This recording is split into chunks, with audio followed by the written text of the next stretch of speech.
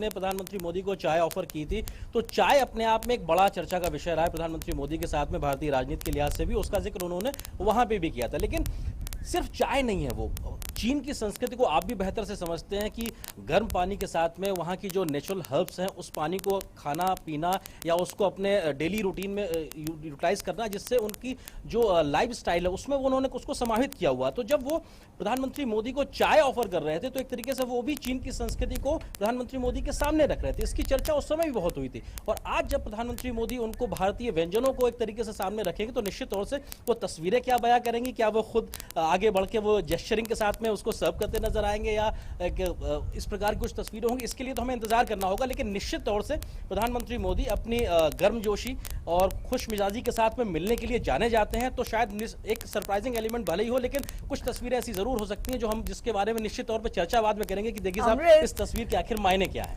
This खुश मिजाजी and this... it will be dinner diplomacy, culture diplomacy at display in a very elaborate fashion. All right, in yes. this beautiful historic city of Mahabalipuram. Yes, this Khush Mizazi is evident in the conversations you had with Abhishek and Arendra, and very aptly, very beautifully, interestingly, you three put it to our viewers how important this day could be for the leaders when they meet today.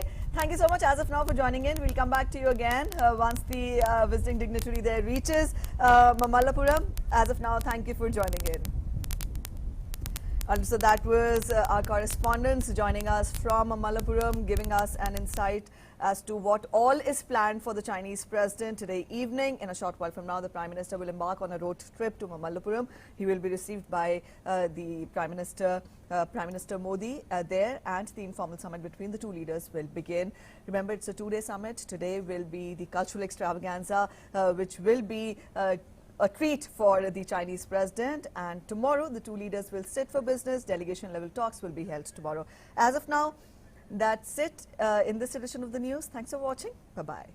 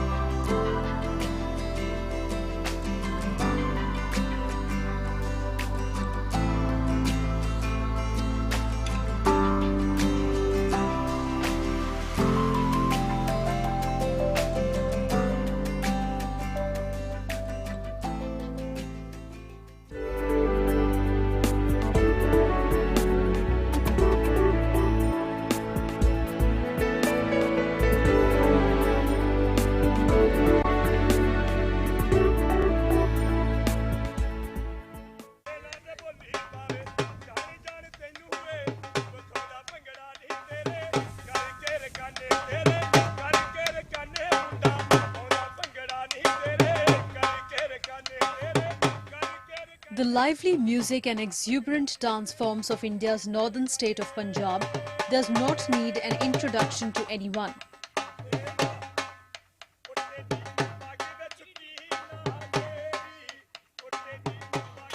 But not many know that its ancient and traditional culture is complemented by high-precision folk musical instruments such as the dhol, the chimta and the sarangi.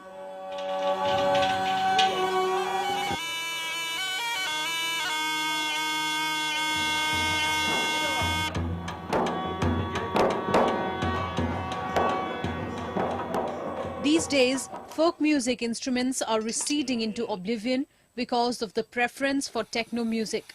But there are still a few people who are relentless in their pursuit of saving these instruments. 67-year-old Krishan Singh Ramgarhia of Punjab is one such example. He manufactures these traditional instruments at his unit in Nawashahar and exports them domestically and internationally. 3 generations of his family have been engaged in this profession. Krishan Singh takes this as a responsibility to preserve the age-old tradition.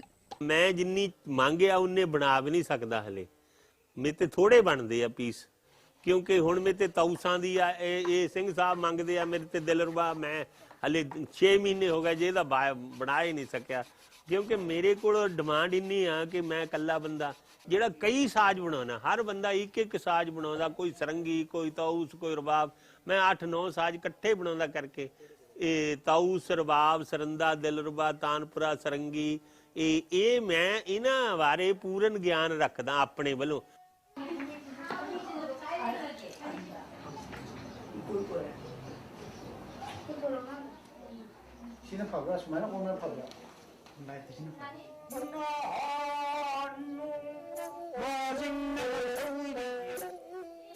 Peena is another folk instrument that has its evolution in India's northeastern region and is strongly associated with the rich culture of Manipur. The instrument is used during the Lai Haroba, the festival of deities.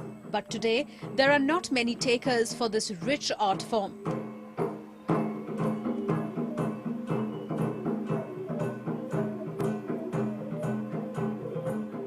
Khangembam Mangi Singh is one of India's most famous penny artists and has made it his life's mission to keep the penna music legacy alive.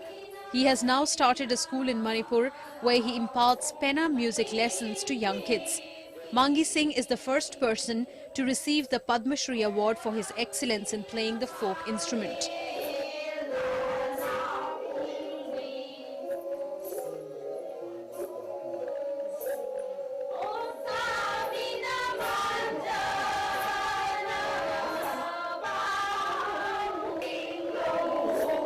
Lai Haroba tambiwa kolon charon da pena agju khaga tambidu chhatra jingdo mana ishaida ma parikha de yawdo rindina adigi shum tambibudigi aichi waja chum madigi aiga thambanji legidre aiga thambane nangbiedna uiboki ishai shapi iche madune ado ekoi ahum leramni.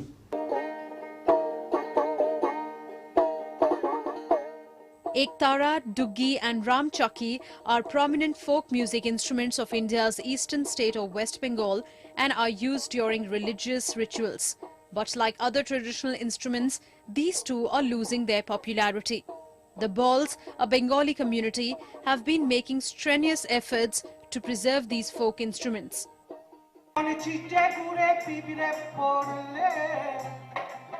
Every state in India has its own unique folk instruments that are used during cultural dances and music performances. But today, there is a serious need to spread awareness about these folk instruments among the youth so that they can gain more knowledge about the country's rich culture.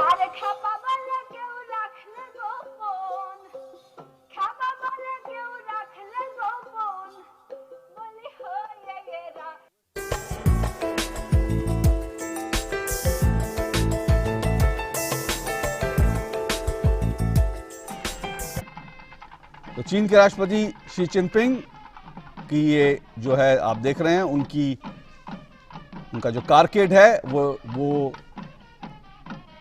Airport से निकलते हुए स्थानीय कलाकार एक तरफ हैं जो कि लगातार उनका स्वागत कर रहे हैं, बच्चे बड़ी तादाद में वहां इकट्ठे थे और जो झंडे लेकर के, जिसमें तिरंगा भी दिख रहा है आपको और चीन का ध्वज भी दिख रहा है, चीन का झंडा भी दिख रहा है, तो बच्चों ने इस तरह से झंडे हिलाकर उनका स्वागत किया। समुद्र के किनारे ये बसा है शहर, महाबल्लापुरम शहर, और रंग बिरंगी लाइटों और फूलों से इस शहर को सजाया गया है। शी जिनपिंग जिन ऐतिहासिक स्थलों का दौरा करेंगे उन्हें भी विशेष रूप से सजाया संवारा गया है। दोनों नेता महाबल्लापुरम में बंगाल की खाड़ी को निहारते हुए 7वीं सदी के शोर मंदिर परिसर में अनौपचारिक परिवेश में वार्ता करेंगे। शी जिनपिंग के साथ विदेश मंत्री वांग यी और चीन के स्टेट काउंसलर यांग जीची आए हैं। दोनों ही भारत में अपने समकक्षों विदेश मंत्री एस जयशंकर और राष्ट्रीय सुरक्षा सलाहकार अजीत डोवाल के साथ अलग अलग बातचीत कर सकते हैं। ये आप देख रहे हैं महाबल्लापुरम कि वहां पर किस तरह से सजाया गया है और स्थानीय कलाकार बड़ी तादाद में वहां पर मौजूद थे। और इससे पहले हमने देखा कि शी जिनपिंग पहुंचे, इससे पहले प्रधानमंत्री नरेंद्र मोदी भी वहां पहुंच गए थे, वो भी दृश्य आपको दिखाएंगे। लेकिन ये स्थानीय कलाकार वहां पर अपनी कला का प्रदर्शन करते हुए और फूलों से महाबल्लापुरम को सजाया गया है। ये आप देखिए ऐतिहासिक नगरी है, उस नगरी को सजाया गया है बहुत ही खूबसूरती के साथ। और प्रधानमंत्री नरेंद्र मोदी इससे पहले जब महाबल्लापुरम पहुंचे तो उनका भी वहां पर जोरदार स्वागत किया गया। वार्ता से पहले प्रधानमंत्री नरेंद्र मोदी ने कहा कि वह तमिलनाडु की महान भूमि में आकर बहुत खुश हैं। प्रधानमंत्री ने तमिलनाडु की संस्कृति को अद्भुत बताया और कहा कि मेहमान नवाजी के लिए राज्य काफी मशहूर है। प्रधानमंत्री ने खुशी जताई कि तमिलनाडु राष्ट्रपति शी जिनपिंग की जोरदार मेजबानी करेगा। प्रधानमंत्री ने भरोसा जताया कि ये अनौपचारिक बैठक भारत चीन संबंधों को और मजबूत करेगी। और प्रधानमंत्री ने शी जिनपिंग जब चेन्नई पहुंचे तो प्रधानमंत्री ने ट्वीट करके उनका स्वागत भी किया और उनका वेलकम किया और कहा राष्ट्रपति शी जिनपिंग का स्वागत है। और प्रधानमंत्री नरेंद्र मोदी का ये काफिला है, आप देखिए कि वहां पर स्थानीय लोग और स्थानीय कलाकारों के साथ साथ स्थानीय लोग भी बड़ी तादाद में झंडे लिए हुए प्रधानमंत्री के काफिले का रास्ते में स्वागत करते हुए। तो जोरदार तैयारियां हैं, जबरदस्त उत्साह है इस शिखर सम्मेलन को लेकर। और दो, जैसा मैंने कहा, महाबलियों की मुलाकात है, दो बड़ी ताकतों भारत और चीन के बीच जो है ये मुलाकात है और दो बड़े ताकतवर देश इस मुलाकात से कैसे आगे बढ़ेंगे, अपने रिश्तों को कहां ले जाएंगे, उसको देखना अपने आप में बड़ा दिलचस्प रहेगा। ये आप दृश्य देख रहे हैं, शी जिनपिंग इस समय रवाना हुए हैं, ये उनका काफिला है, राष्ट्रपति शी जिनपिंग का काफिला है। ये आप सीधा प्रसारण देख रहे हैं।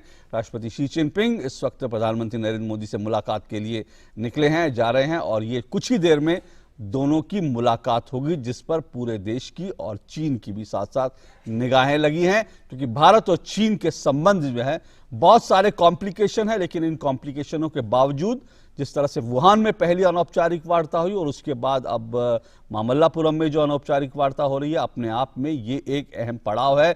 वुहान से आगे महाबल्लापुरम, कैसे दोनों देशों के रिश्ते आगे बढ़ते हैं, इस पर सबकी निगाहें लगी हैं और इसलिए ये बहुत अहम है आज की ये बैठक। और आज ये कहा जा रहा है, लगभग बताया जा रहा है कि दोनों नेता लगभग 3 घंटे तक आपस में चर्चा करेंगे। जी हां, 3 घंटे आपस में चर्चा करेंगे। एशिया की दो बड़ी ताकतें और विश्व की 2 बड़ी ताकतें, उनके जो शीर्ष नेतृत्व है वो 3 घंटे तक लगातार बातचीत करेगा। अपने आप में ये एक बहुत अहम घटनाक्रम है, इसको इसी तरह से देखा जाना चाहिए। लगभग 3 घंटे बातचीत होगी और ऐसा कहा जा रहा है, सोर्सेस से, सूत्रों से ऐसा कहा जा रहा है कि कल भी दोनों की जो बैठक होगी, कल भी लगभग 3 घंटे दोनों नेता आपस में चर्चा करेंगे और कल की जो मुलाकात होगी उससे पहले एक जॉइंट स्टेटमेंट, एक संयुक्त वक्तव्य, संयुक्त बयान भी हो सकता है, एक संयुक्त बयान भी हमको देखने को मिले, जो एक बड़ी बात होगी, क्योंकि अनौपचारिक वार्ता है। इस अनौपचारिक वार्ता के बीच में इस तरह से एक संयुक्त बयान आना अपने आप में महत्वपूर्ण रहेगा। हम इस पर चर्चा करेंगे। हमारे साथ खास मेहमान स्टूडियो में भी रहेंगे और इस वक्त महाबल्लापुरम सीधे चलते हैं, वहां मौजूद हैं हमारे संवाददाता आरेंद्र और अमृतपाल सिंह, दोनों वहां मौजूद हैं। उनके पास सीधा चलते हैं। अमृतपाल, ये अनौपचारिक वार्ता है, वुहान में भी ऐसी अनौपचारिक वार्ता हुई थी पहली और अब जो है महाबल्लापुरम में हो रही है, लेकिन ये जो सूत्रों से कहा जा रहा है कि कल की बातचीत से पहले और आज जब बातचीत खत्म हो जाएगी उसके बाद इन दोनों के बीच में एक संयुक्त जो है वक्तव्य आ सकता है, ये अपने आप में एक बड़ी खबर है, कह सकते हैं एक बड़ा डेवलपमेंट है, क्योंकि अनौपचारिक वार्ता है, ऐसे में संयुक्त बयान का आना यानी कहीं ना कहीं समझ, साझेदारी और जो है एक दूसरे को लेकर जो समझ होनी चाहिए वो बड़ी है।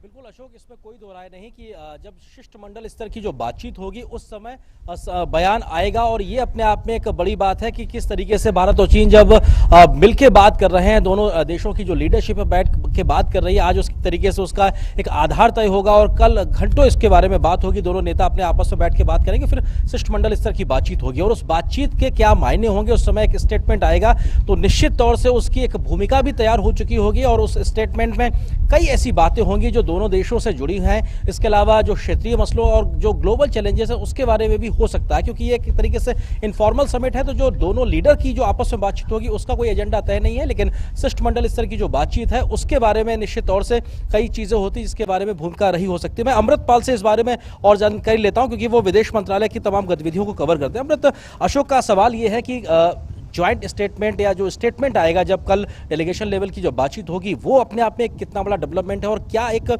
महत्वपूर्ण बातें उसमें हम उम्मीद कर सकते हैं? देखिए, पहले तो मैं ये वाजे करूं कि जॉइंट स्टेटमेंट नहीं है, अलग अलग रीड आउट्स होंगे। चाइनीज़ अपना रीड आउट देंगी, भारत अपना रीड आउट देगा, पर उसमें कन्वर्जेंसेस होंगी, मोर और लेस ऑन सिमिलर ग्राउंड्स होगा कि क्या क्या इश्यूज कवर हुए, किस किस पहलू पे दोनों कई लीडर्स के बीच में मुज़ाकरात हुई, ये होगा। आपने सवाल पूछा कि क्या हम एक्सपेक्ट कर सकते हैं। देखिए, पूरा entire gamete of relationship on the annual है। आप के जो जैसे अशोक ने कहा कि कुछ इश्यूज हैं जिन पर आपकी रजामंदी नहीं है या आप you are not on the same page, अंग्रेजी में जैसे कहते हैं, पर काफ़ी इश्यूज हैं जिन पर आप की रजामंदी है पर उस पर प्रोग्रेस इतनी नहीं हो पाई है। कई इश्यूज हैं जो लो हैंगिंग फ्रूट हैं, जैसे पीपल टू पीपल कॉन्टैक्ट। अगले ही साल आपकी डिप्लोमेटिक रिलेशंस को 70 साल होने वाले हैं, तो people to people contact main रहेगा। टेरर एक मेन इशू रहेगा। टेरर पर आपका नज़रिया अलग है। आपने देखा कि कैसे वो मसूद अजहर तक कई सालों तक वीटो करते रहे और बाद में फिर ये हुआ कि एक पुलवामा अटैक होने के बाद और आपकी जो इंटरनेशनल डिप्लोमेसी थी जो आप रीच आउट किए, उसके बाद कहीं जाके उन्होंने रिलेंट किया। तो ये सब मसाइल थे। तो defence security ties, confidence building measures को और कैसे स्ट्रेंथन करना है, उन प्रोटोकॉल्स को, ट्रेड डेफिसिट जो कि एक बहुत यॉर्निंग डेफिसिट है, करीब 70-75 बिलियन डॉलर्स का आपका ट्रेड डेफिसिट है। तो इन मामलात को दोनों ही पक्ष आपस में बात करेंगे। 1-on-1 मीटिंग प्रधानमंत्री मोदी और राष्ट्रपति शी के बीच में भी, जो करीब 40 मिनट की शेड्यूल्ड है कल सुबह 10 बजे, पर दोनों लीडर्स पर है कि अगर वो चाहते हैं उसको एक्सटेंड करना वो कर सकते हैं।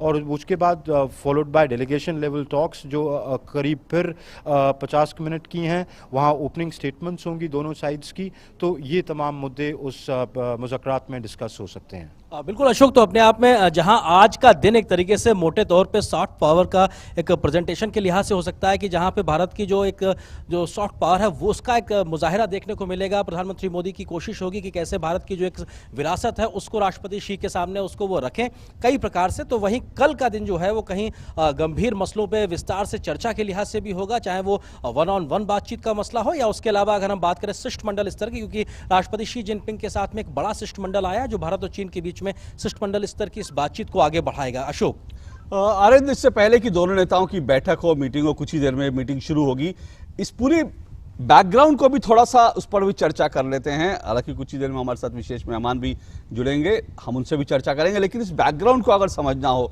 और खास करके महाबल्लापुरम की चॉइस को समझना हो, मामूला, क्योंकि इससे पहले प्रधानमंत्री नरेंद्र मोदी जिस तरह से शी जिनपिंग के साथ अहमदाबाद में मिले थे, एक तरह की रस्म जो एक परंपरा थी उसको उन्होंने तोड़ा था कि विदेशी जब मेहमान आएंगे, बड़े मेहमान आएंगे, तो सिर्फ दिल्ली में मुलाकात नहीं होगी, बल्कि अलग अलग देश के हिस्सों में जाया जाएगा, और उसमें जो है कौन से हिस्से होंगे, देश के किन क्षेत्रों में जाया जाएगा, इसकी जो choice in really resetting the ties between India and China, giving a new direction to the friendship between the two leaders.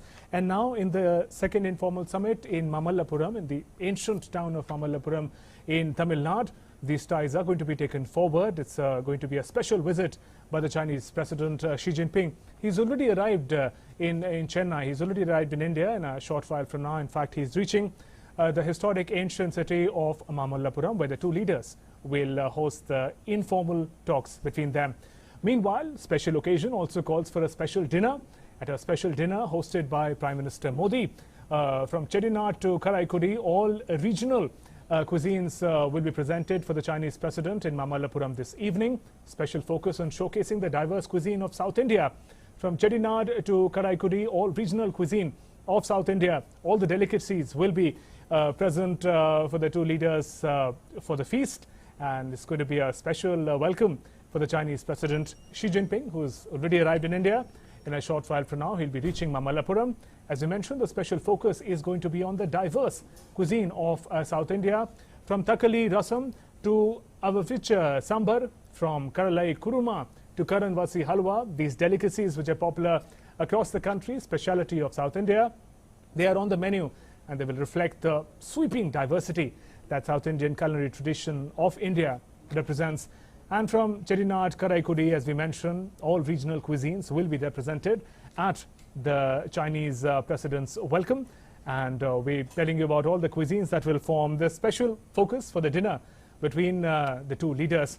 And in the studio, we also have with us, joining us, is former Foreign Secretary, Mr. Shashank, who will be with us as this important event rolls through. Good afternoon, sir. Welcome. And thank you for joining us. Sir, usually we talk about formal context for leaders, informal context for friends. In such a setup, do you see these informal talks as an important way forward for the friendship between India and China, led by PM Modi and President Xi?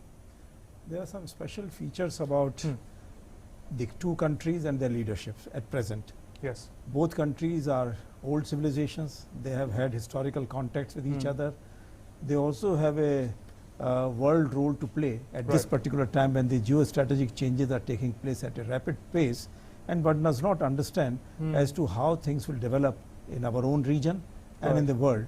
America, which was earlier trying for globalization, is now going for America first, and then protectionism, is taking charges against individual countries to put tariff barriers and all kinds of other sanctions against them.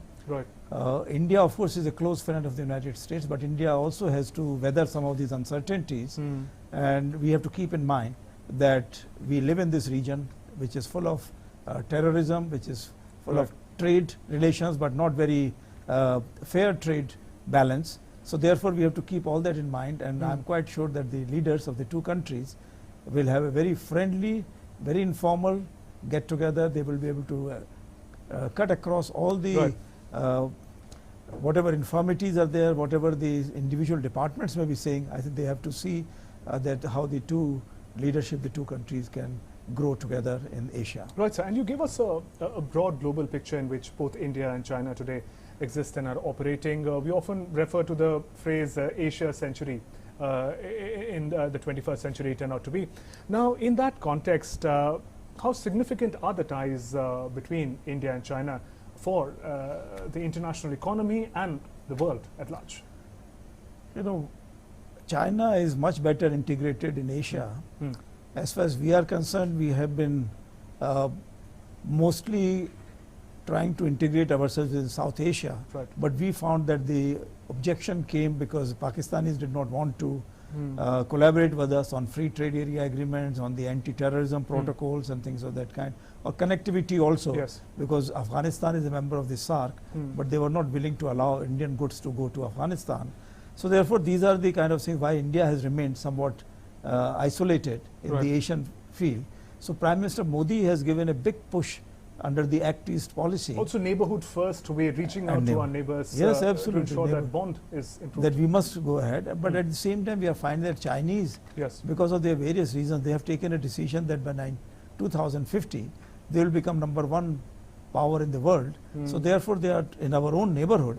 They are moving very aggressively Right. to the neighboring countries like Pakistan, Nepal, Sri Lanka and others, and trying to build links with China, and also to acquire land, properties, etc. by giving them money, which they are not able to pay back. So then they are able to turn that debt into equity and acquiring a greater hold over these countries. So India has to be mindful of all these changes which are occurring in the region. And sir, in the context of differences, instances of aggression as you mentioned, how do you see this focus on friendship and the strengths between the two ties? And in that context, this is the second informal summit between India and China.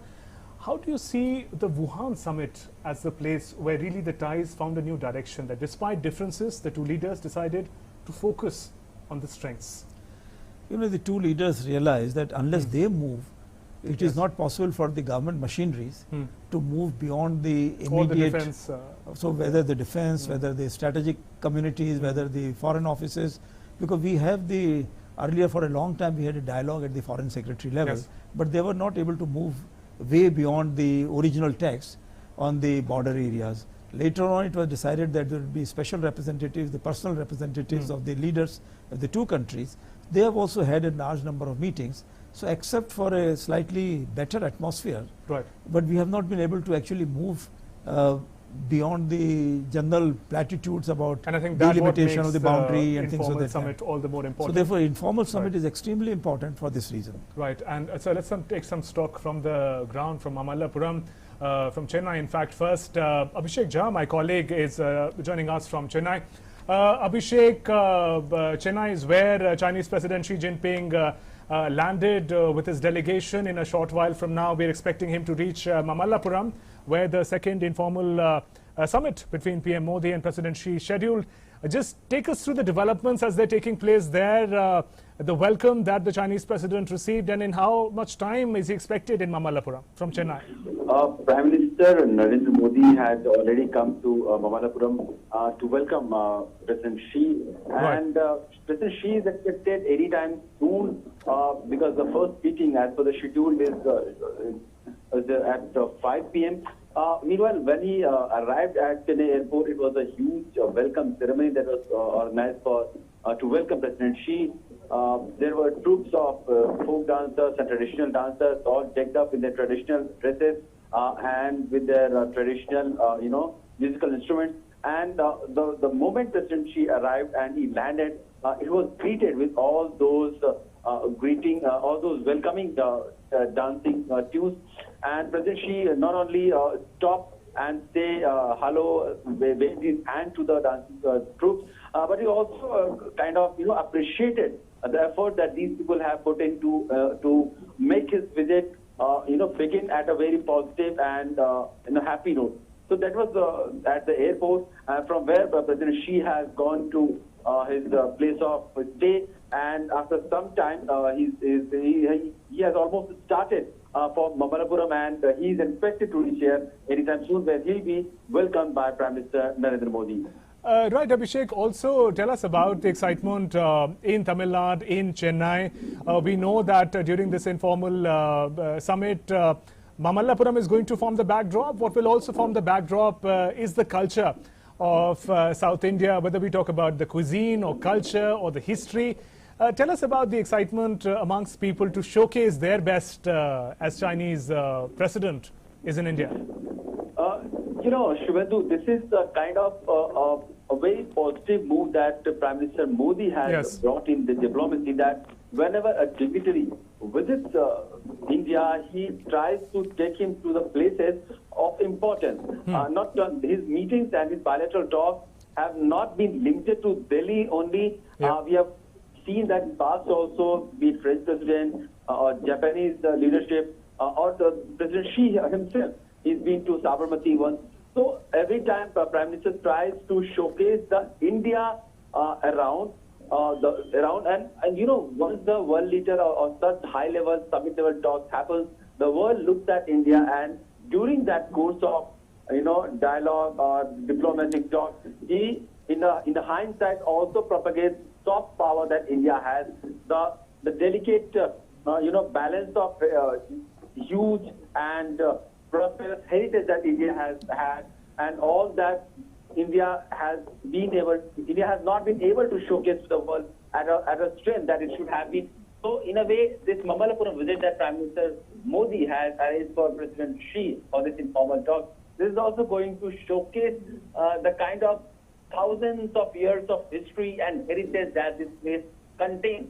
Right. And it also will showcase not only that heritage and history, but also the current lifestyle of people, the cuisines that we have been talking about, and everything that belongs to this place. And the world needs to know the good things about this place, be it the lifestyle, be it the people, the cuisines, the way this place is surrounded by not only Mahabalipuram heritage site, but also there are so many places of cultural and historical importance not very far from this place. So in a way, while this informal talk will be keenly observed for the diplomatic outcomes or larger or macroeconomic outcomes that the talk these leaders would like to come up with, but it will also try to bring this Mahabalipuram, which is already a global heritage site, Right. into the minds of people who want to travel to India and want to see places of historical importance and cultural heritage. Right, Abhishek, as we know that Chinese President Xi Jinping landed in Chennai a short while ago as he arrived in India. Give us some insight about the delegation, the Chinese delegation that is traveling with him. Today, of course, the focus is going to be on the two leaders, PM Modi and President Xi. Tomorrow, perhaps a more formal setting, delegation level talks are also expected. Give us some insight about the delegation that has also come with the Chinese president. Shivendu, we have been told that this delegation arrived in a separate aircraft almost 2 hours before President Xi's aircraft arrived at Chennai airport. So we can gauge the kind of importance that this informal meeting is going to have. It will have multiple dimensions, and the delegates that have arrived, there are like almost 100 people are in this delegation, and these are from the diverse areas of business, economy, and political areas. Earlier also, Prime Minister has said that India and China, what these two countries can do easily and instantly is people-to-people connect. That doesn't require a lot of deliberation or diplomacy to increase the people-to-people connect and contact. Traveling is something that once Indian and Chinese people would go to each other's country and they would understand, they would know the kind of life, the kind of thought process, the kind of linkage of heritage that these two countries have had. So this is one aspect of this relationship that both the leaders have tried to explore and put in place.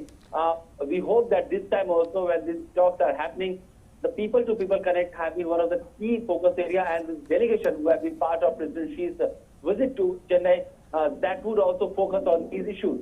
Right. Abhishek, before we give you a breather, just broadly take us through the timeline for today. How long are the two leaders expected to participate in the informal talk? How much time will they have, and what will lead that to? Shivendu, as of now, like today evening, it is mostly cultural shows and heritage site visits that President Xi is going to have with Prime Minister Modi. But one must never forget that when two world leaders walk around, with nobody around, and they're keeping that time very much private to themselves. So of course there would be talks of importance. Not only those site visits will be there, but formally these two leaders will be starting their informal talks tomorrow morning. And today evening has been especially reserved for these cultural events that Prime Minister Modi is going to showcase to President Xi, and in a way that will be showcasing India's this heritage and cultural insights to the world also. Right. Abhishek, request you to continue to stay with us while we turn to our special guest in the studio, former Foreign Secretary. The person you are speaking with Shashank, has put your call on hold. Shashank, Please stay on the line. Talk about the particular aspect that Abhishek, my colleague, mentioned, that no longer are foreign dignitaries only aware of Delhi as the venue to visit. Diplomacy really has taken it away from Delhi to the different locales of India, showcasing the diversity of India.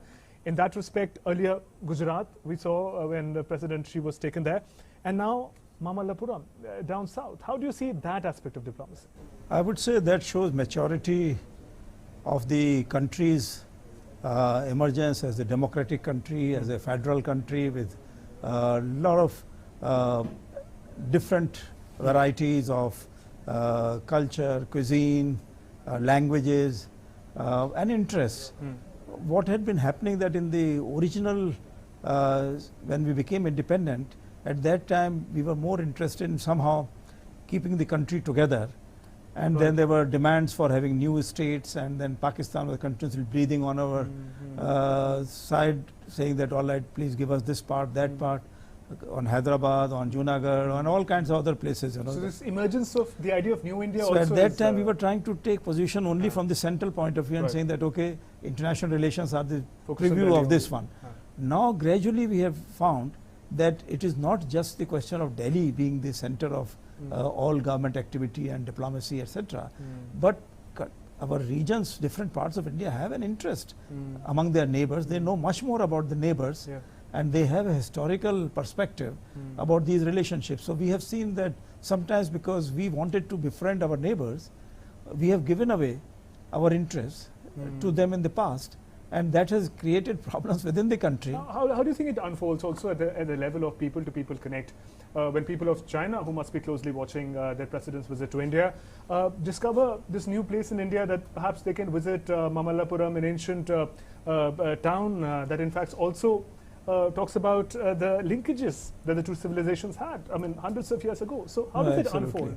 I must congratulate the Chinese Vice Foreign Minister, who was earlier ambassador in Delhi, that he persisted that we must have this visit in TamilNadu, because there are very old links between India and China. Between India and China, especially Mahabalipuram.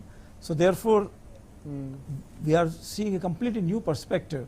Otherwise, generally the Buddhist circuit in India is regarded only the three most important places: the place of birth, the place of nirvana, and the first enlightenment of Buddha. So these three places are the most important ones. But generally now we have seen that actually Indian philosophy and Buddhism, they moved out, and some of the most important temples in China, some of their greatest achievements are because our prince from Tamil Nadu, he went across as a Buddhist teacher to China. And similarly, there are people, I remember that from Hyderabad area, Nagarjuna Sagar, there is another monk, Buddhist monk, who went along to Korea and Japan. So it's fascinating how we were talking about perhaps the modern challenges and differences, and now we're going back in time about the linkages and a comfortable coexistence that the region of India and China had.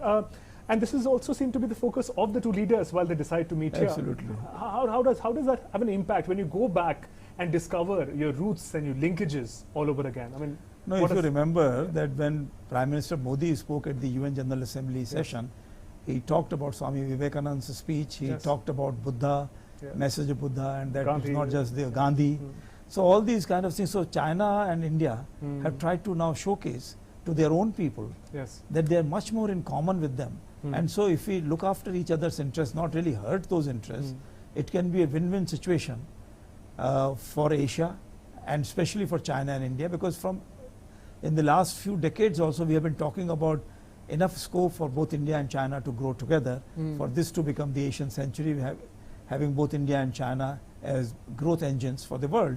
But now we find that it was only in words, but actually things were happening to the contrary to these principles. So now time has come. Wuhan summit gave the opening. Then so immediately after we had eyeball to eyeball confrontation between the Chinese and the Indian soldiers on Dokla Plateau. Now we have the issue where we have our exercises going on in different parts of India, and Chinese are quite willing to go along with that. We have taken action in Kashmir, removing Article 370 and 35A, but we have shown that yes, India is a decisive country. We want to move ahead. Keep going back and forth to the modern so we are willing with to China and going back in time about the linkages as well. My colleague Philip Thomas is joining us from Tamil Nadu. Philip, what update on the movement of the entourage of Chinese President? How long before he reaches Mahabalipuram? Well, he should be reaching Mahabalipuram in around half an hour from now. So, in fact, I'm given to understand that the convoy is already en route and should be reaching Mahabalipuram. It's about 55 kilometers away from the heart of Chennai. So he should be reaching there within half an hour or so. In fact, the route, the 55-kilometer route has been cleared on both sides, and you know, there is police presence on both sides of the road, so that to ensure that the entourage can reach Mahabalipuram in quick time. In fact, the Chinese president is being accompanied by a high-level delegation, so clearly there's a lot expected from the summit, and a lot of focus going ahead will be on ensuring that Indo-Chinese relations are put back on a sound footing, given the hiccups that have occurred in the recent past. Right, Philip, also tell us about the choice of venue. Mahabalipuram, ancient town, also speaks volumes about age-old linkages between India and China. Tell us about how popular is it amongst tourists, how proud are the locals of the heritage that they have, and just set the context for the meet between the two leaders. Well, you know, the interesting part about Mahabalipuram is that, in fact, the proposal to hold the summit in Mahabalipuram apparently first came from the Chinese side.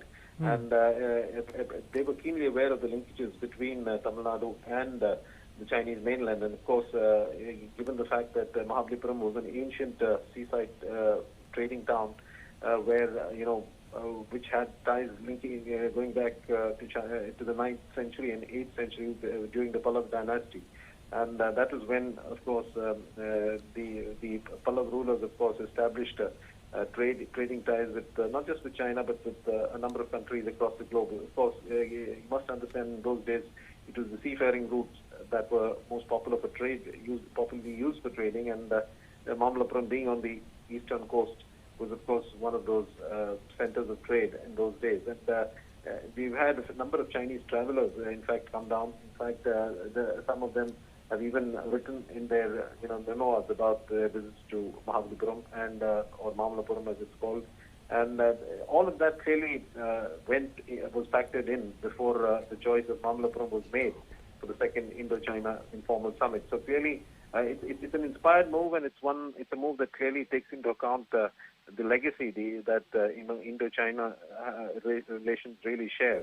And it's also evidence of the fact that both sides have a civilization that goes back a number of centuries. And clearly there's a lot that's in common between them despite their differences.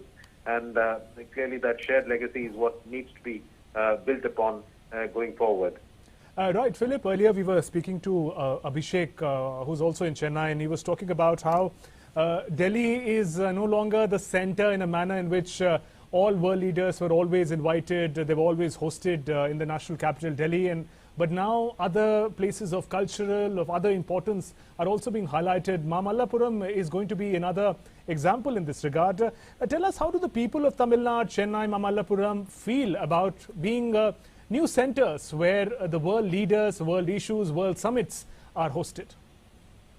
Well, as I was saying, the choice of Mahabalipuram was clearly an inspired one, because don't forget this Mahabalipuram is also a UNESCO World Heritage Site. Yes. So that clearly was another reason for it being chosen. And as I said earlier, the linkages between Mahabalipuram and China go back a long way, and that is clearly factored in when the choice of this particular town was made for the second informal summit. And the people of the town, of course, many of them are extremely thrilled that the town, a sleepy town like Mahabalipuram, which is basically on the tourist circuit but doesn't have much else to offer otherwise. Clearly, the fact that two high-profile leaders have chosen to descend on the town to hold their informal summit is something that has clearly woken people up, not just in Mahabalipuram, but all across Tamil Nadu. And, of course, not only the Tamil Nadu government, but people right across the political spectrum have welcomed the conduct of the summit here in Mahabalipuram. They say, of course, it will raise India's and Tamil Nadu's profile in the world. Don't forget, Tamil Nadu is one of the most industrialized states in the country. It has investments by a number of multinational companies, among them Chinese companies as well. And all of that is expected to receive a boost going forward, given the fact that the ecosystem here, the industrial ecosystem here, is pretty much advanced and conducive to the setting up of more and more bilateral ventures between the two sides. Right, Philip. In terms of talking about the expectations a little more, you spoke about the sort of bilateral ventures that can happen at the larger level. What expectations are you tracking from the locals, from the people? How do they respond to the idea of the two leaders meeting in an informal setting, really giving a new boost to the ties? In that context, going away from the local specific changes that will come about, the larger context of India-China ties, in that regard, how do the people talk? What do they expect will happen this time? Well, just to put things in perspective, the last time an important Chinese leader came down to Chennai was way back in 1956 when the then Premier Zhou Enlai made a famous visit to Chennai. He, of course, interestingly, he also visited the Shore Temple in Mahabalipuram on that occasion, apart from visiting the integral coach factory in Chennai. So after that, it's been a long time, and so for a Chinese leader to step foot in Chennai now, that to a high-profile leader like the Chinese president, is clearly something that the people of Chennai have welcomed. Of course, on the practical side, it has also meant that a number of infrastructural facilities in the city have been spruced up to welcome the president, and that is something, of course, the citizens of the city have welcomed, because it clearly means that their daily commute and their daily life will get a little easier thanks to this new facilities and the refurbished arrangements that have been made for the two dignitaries. So clearly, it has led to a great deal of excitement. As you rightly mentioned, for the Modi government is, of course, focused on taking most of its engagements, international engagements and otherwise, outside New Delhi. And that is part of a very deliberate, considered policy to ensure that the other parts of India also get proper international exposure, and that India's diversity of culture as well as of other traditions are given proper exposure to the outside world. And so that clearly is a welcome tradition, and that is something that the people of the state of TamilNadu as well as Chennai have clearly welcomed. It will also put Chennai and Mahabalipuram on the global map. Not that Mahabalipuram needs to be put there; it is part of the global tourism circuit. Right. But this will clearly give it an extra boost, and I wouldn't be surprised if we get to see more and more Chinese tourists visiting Mahabalipuram in the years to come. Right, Philip. Tourism and expectations of people aside, we've been going back to the takeaways from the Wuhan summit again and again, because that is where the first informal summit took place. A new setting up of ties between India and China was witnessed. From there on, how have you tracked the development in the relations between the two countries? Coming to the second informal summit now in Mahabalipuram, the leaders had occasions to meet on different occasions in Osaka, BRICS. Different occasions they had the occasion to meet. How has that warmth reflected in the relations ever since the Wuhan summit? Well, Prime Minister Modi has always emphasized on personal ties with world leaders, whether it's with President Trump or with the Chinese president as well. So it's clear that he's looking forward to building on those personal relationships to overcome any hiccups in Indo-Chinese ties. Yes, there have been a few stumbling blocks of late, notably, of course, over the Kashmir issue and India's relations with Pakistan. But that, of course, is something that India will be seeking to leave behind, and Prime Minister Modi will be seeking to build on those ties, because, as you rightly mentioned, Wuhan was the in a sense, a precursor to that. The attempt is to look forward and to ensure that the Indo-Chinese relationship is widened beyond just, border issues or trade, and it becomes more of a part of a more larger multilateral relationship that could benefit not just these two countries, but also the region as a whole. And clearly, cooperation on issues like terrorism or, or for instance, on matters that concern both countries in international fora. These are issues that will concern both sides. Of course, there's the border issues which need to be settled. But the attempt will clearly be to set the pace and to set a kind of roadmap ahead, so that even if there are no actual formal agreements or MOUs that are signed during this meet, there will be some smoothing of ties, so that some sort of timeline can be set in the future, so that Indo-Chinese ties can clearly be calibrated to improve in the coming years. All right, Philip, thanks very much for getting us those updates. We'll keep connecting with you to get more updates, as in a short while from now, Chinese President Xi Jinping is expected in Mahabalipuram, the ancient town that celebrates the common heritage between India and China. In the studio with us, Mr. Shashank, former Foreign Secretary, continues to be with us. Sir, when we talk about ties between the two countries, one of the aspects that comes out is the strong leadership that both the countries have, and a characteristic of Prime Minister Narendra Modi's diplomacy of striking a personal rapport with leadership. How do we see that going to be the focus this time when both the leaders walk together in the informal summit? No, absolutely, because they are decisive leaders, they are leaders of masses and leaders of their governments. So therefore they not only take the decision which are in the interest of the two countries and the two peoples, but they are able to develop a very good rapport among themselves, and then they are able to implement what they discuss among themselves. So there is a great amount of mutual trust and confidence. So you can see that wherever they meet, there is a Johannesburg, Bishkek or Qingdao, wherever they meet. So there is always a body language you can see that they are very friendly to each other. They know that they can overcome any kind of obstacles which may be there, and that is the essential part for any leader for large countries like India and China, because there are so many facets of any issue which they have to keep in mind, and I am quite sure that we are lucky that these two leaders are able to do that. There are difficulties, there are issues on which we have lack of trust with each other, but I am quite sure that they would be able to talk to each other and see what is achievable so that we are able to move ahead. For example, on the trade matters, we have been seeing that at present the adverse trade balance against India is about $58 billion, which is about the size of the Indian defense budget. So which means that there are many strategic experts who feel that, look, why are we giving this advantage to China?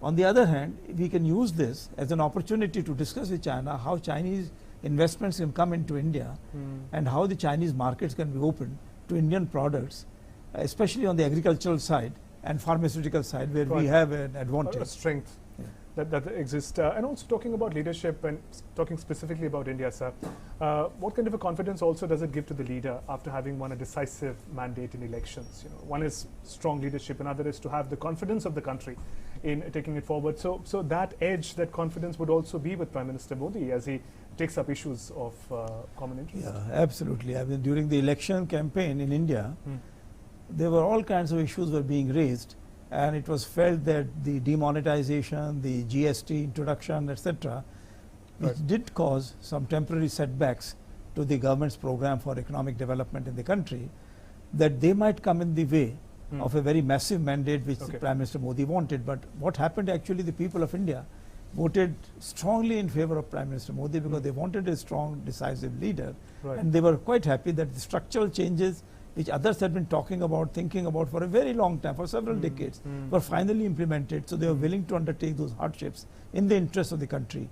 And then Prime Minister Modi had given some very basic ideas, drawing upon Mahatma Gandhi, cleanliness, Swachhata drive. Then he wanted to give housing for all, and that was Sabka Saath, Sabka Vikas. So there was no particular community which was being identified to be given all the benefits, but that was going across the board. So therefore people realized. So the confidence that emanates from there. So this is mutual confidence. So the people had confidence in him.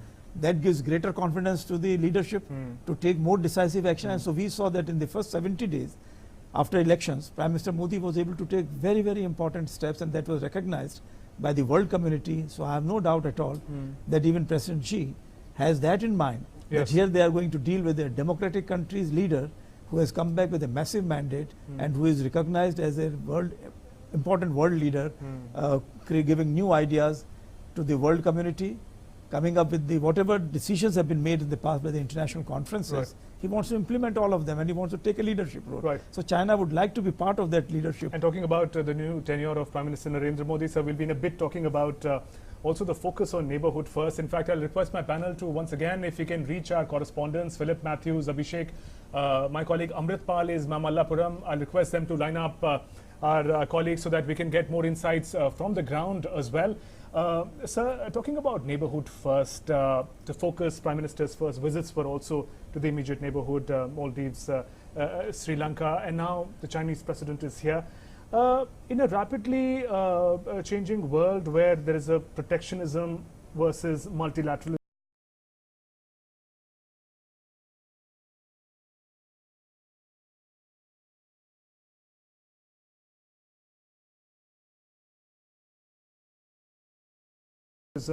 that we're seeing, how significant is it for India to strengthen its immediate neighborhood, the ties with the immediate neighborhood, before it, it is already confirming its presence as an economic powerhouse, but as it does that, how significant is it for India to have a stable and a prosperous neighborhood, not just for itself, but for others? You know, India is a huge country, and with so many domestic imperatives, while it does have an Act East policy, good neighborhood relationships, it wants to promote infrastructure connectivity and wants to move into all areas connectivity by digital space cooperation, by having power connectivity, gas, energy connectivity, everything.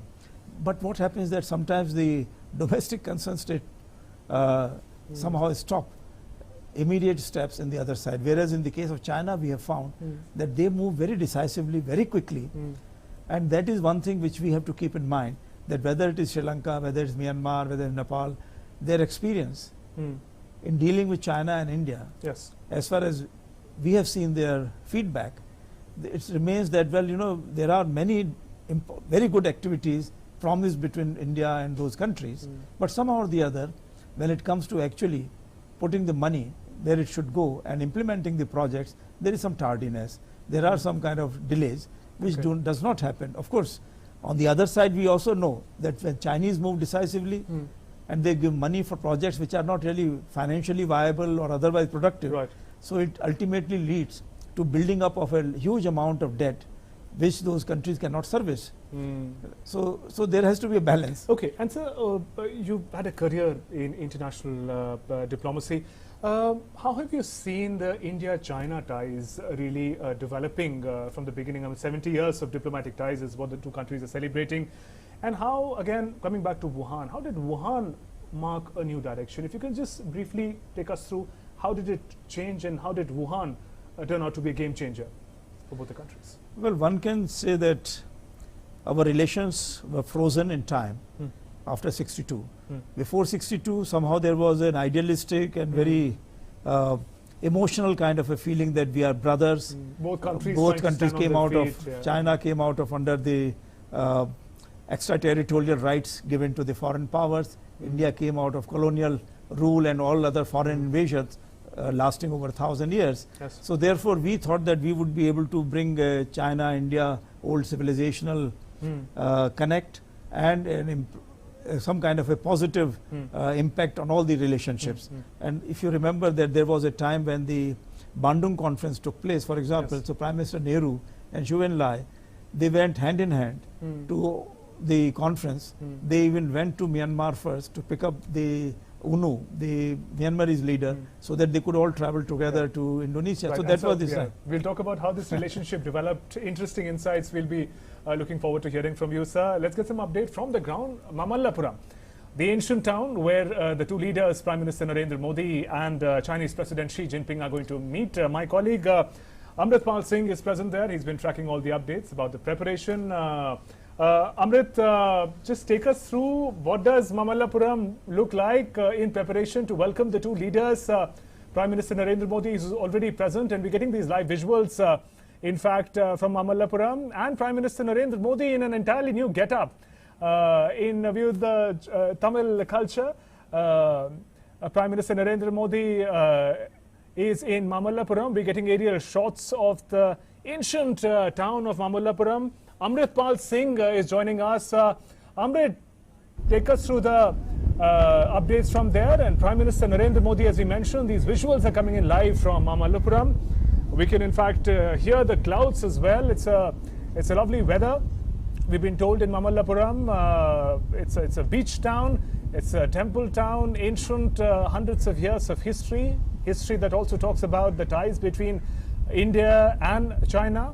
This is the venue where the informal talks will take place between Prime Minister Narendra Modi, and we just saw a glimpse of Prime Minister Modi already in a new avatar, if I may say, in a dress and costume that he's never wore before, and in very traditional Tamil dress. He is there to welcome. So it is not just the venue, but in his attire also the celebration of southern culture is taking place, and we're also getting those visuals of the Chinese president's entourage, which is going to arrive in Mahabalipuram in a short while from now. Prime Minister Narendra Modi has already reached Mahabalipuram, and those are beautiful caves, and this is the famous Arjuna's penance and also Ganga's descent. Those stories from Indian mythologies, from Mahabharata, which are engraved in stones, and this will form the backdrop. In fact, what we're looking at right now in the visual, if you can see figures, there's a figure right at the center that represents some say it's Arjuna, and Prime Minister Narendra Modi, in fact, is at the venue. He is taking a look at this beautiful ancient crafts firsthand. In a short while, he'll in fact be with Chinese President Xi Jinping. There in the visual, the famous Krishna's butterball, this huge rock, in fact, that is positioned in such a manner that does not fall on either side. It cannot be moved. It also represents the craft of ancient Indian artisans. Those visuals coming in live from Mahabalipuram in Tamil Nadu. Prime Minister Narendra Modi taking a walk in this beautiful ancient facility, and also taking a look at the ancient engravings representing the art and craft of ancient Indian artists, a place that is also testimony to India-China ties.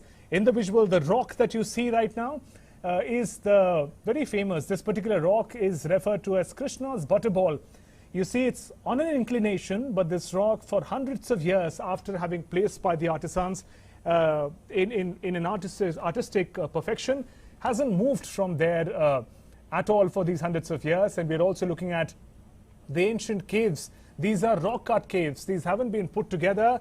These have been engraved by the artist. In the visual, we can see the caves and also the Pancharath, which represent the 5 Pandavas from Mahabharata. So Mahabharata, the epic, the Indian epic, forms an important backdrop in the way in which the artists have worked in Mahabalipuram hundreds of years ago.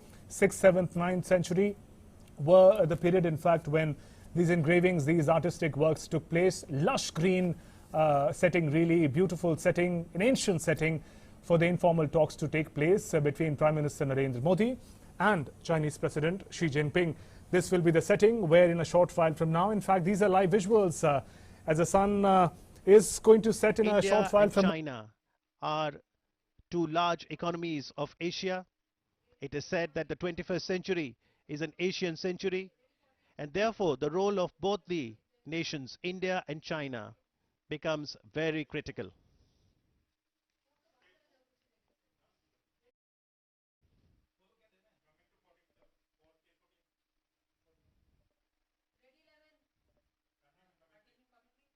Prime Minister Modi and Chinese President Xi Jinping have met on multiple occasions.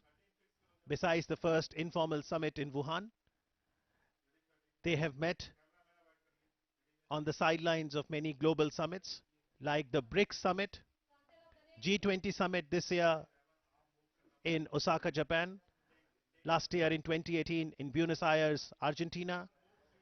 The leaders met at the SCO summit at Bishkek as well. And it is interesting to observe that both the leaders believe in taking ties beyond capital cities of New Delhi and Beijing. That's the Arjuna's penance. The panoramic view that one can see on this bas relief depicts the life in the forest, beautifully sculptured, dates back to the Pallava dynasty in the 6th and the 7th century AD.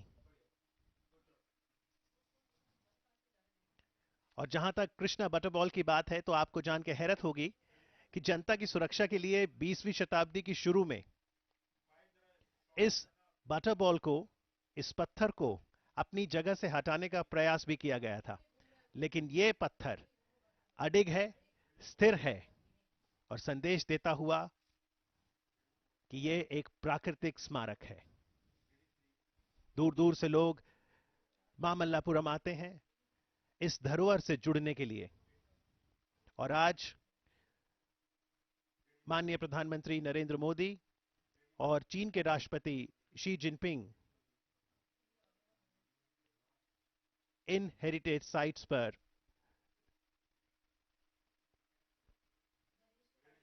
जाएंगे। खुले माहौल में दोनों ही नेताओं के बीच बातचीत होगी और उम्मीद है कि उससे दोनों ही देशों के रिश्तों को बल मिलेगा।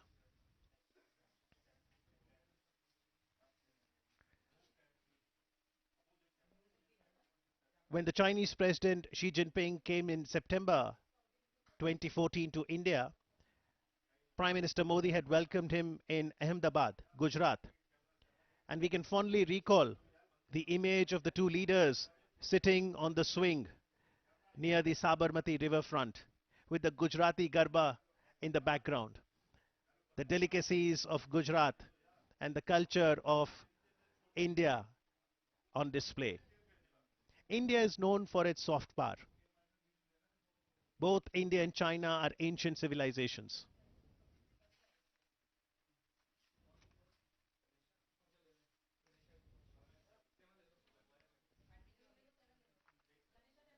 China and India are both important engines for global growth. A good Sino-India relationship is an important and a positive factor for maintaining peace and stability in the world.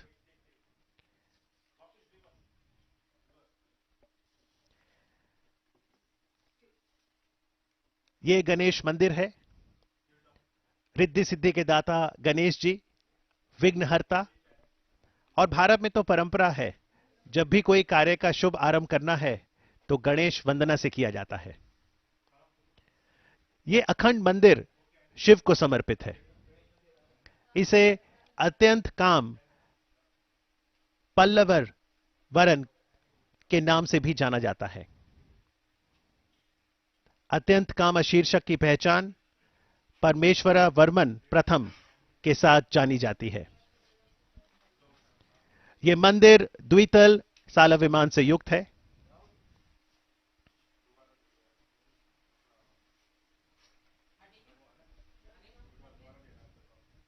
भारतीय पुरातत्व सर्वेक्षण के अंतर्गत इस समृद्ध विरासत का रख रखाव किया जाता है।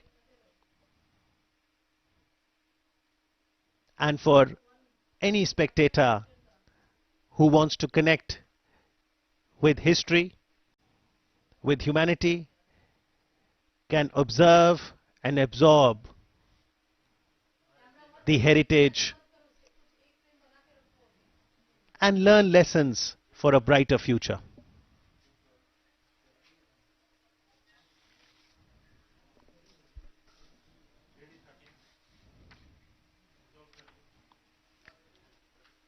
Towards the left of the Krishna's butterball is the Ganesh Rath. Even as the sun is also keeping vigil on a very important development, a new milestone in the relations between India and China. On the right side of the Krishna's butterball is the Trimurti Cave Temple.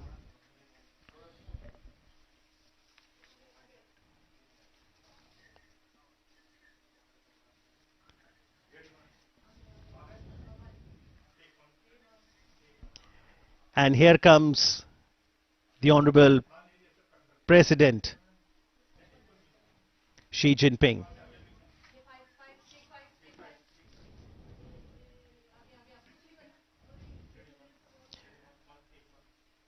Honorable Prime Minister Narendra Modi welcoming the Chinese President Xi Jinping. A firm handshake.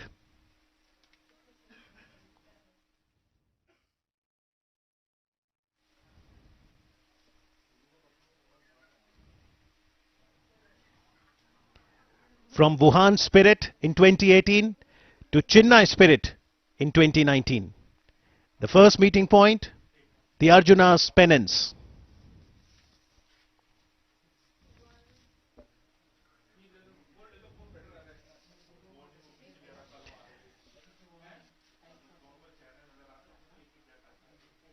Archaeological evidences show links had existed about 2000 years ago between Mahabalipuram, the venue of the second informal summit between the two leaders, and China. The Pallavas, whose flourishing seaport was Mahabalipuram, had a relationship with China's and had even sent their envoys there during their rule. Celadon ware, pottery of the 1st and 2nd century Common Era, recovered on the eastern coast of TamilNadu, suggest Chinese maritime activities.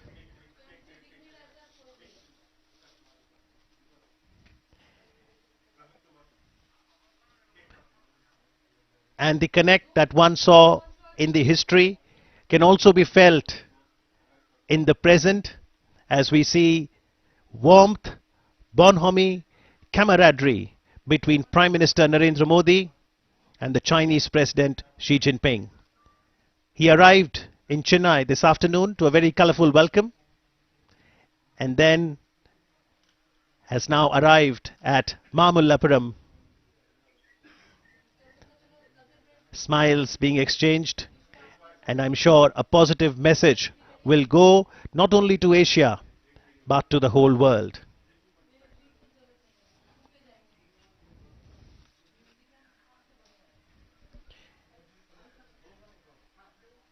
Prime Minister Narendra Modi, while addressing the 74th session of the United Nations General Assembly in New York earlier this year, had started by saying that it's a very special occasion because this year, 2019, the entire world is celebrating the 150th birth anniversary of Mahatma Gandhi. And his message of truth and non-violence is very relevant for us even today, for peace, development and progress in the world.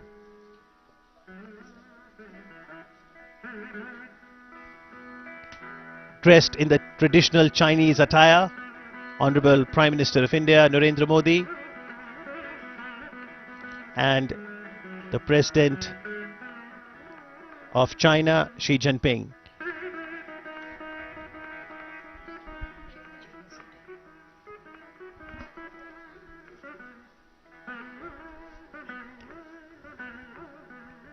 So that's the traditional Chennai attire, and now Prime Minister describing the importance of the Arjuna's penance.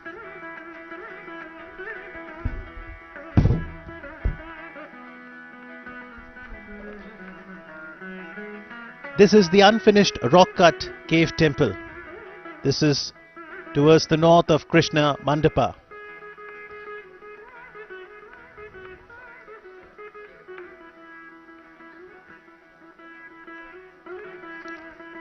This cave temple would have been the largest of all cave temples of the Pallavas.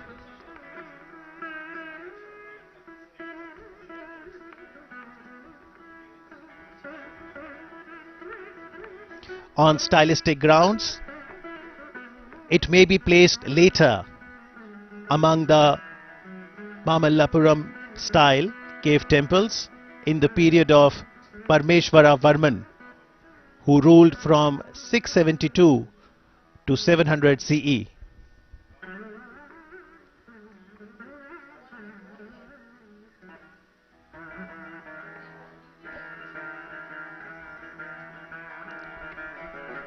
This cave temple has a unique plan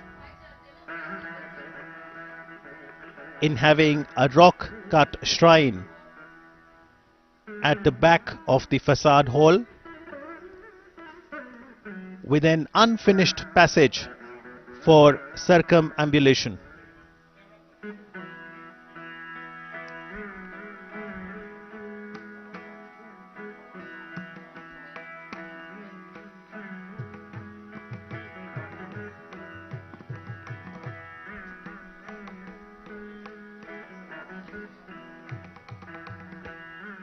The facade itself is relieved with a series of what is known as Hara elements. The pillars are unique in having Vyala over the Palaka, and below the Kapota, as is seen in many examples during those times.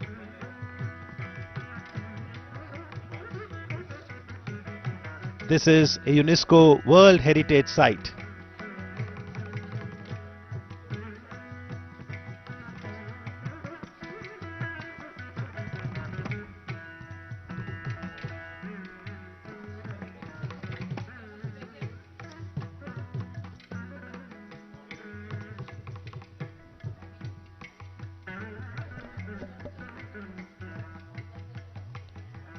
So taking off from the Wuhan spirit, the Chennai spirit will continue to chart the future course of India-China partnership. If we talk about the United Nations Sustainable Developmental Goals, then SDG 17 focuses on the global partnerships and a positive partnership between two of the Asian giants, India and China, will certainly help in accomplishing sustainable developmental goals.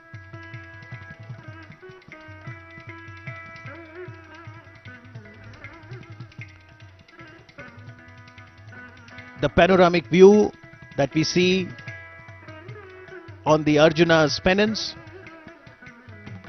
depicts the life in the forest, which is aptly sculptured in two large boulders. The cleft between the two boulders is utilized to show the flow of the river Ganga.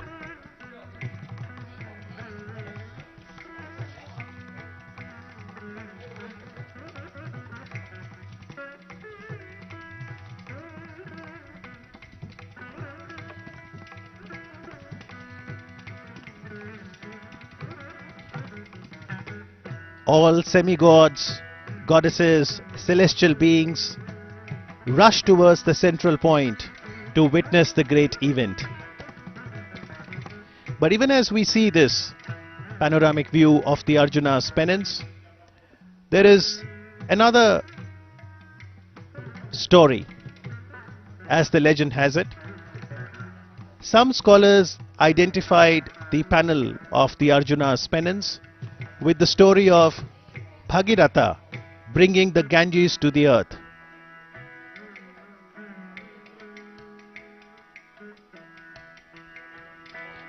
This is known as the descent of Ganges. According to them, the representation here is that of Bhagiratha's penance and Shiva granting him the desired boon by agreeing to release Ganga from his locks, the scene representing the descent of the river from the jungle-covered hills in the joyful presence of the gods.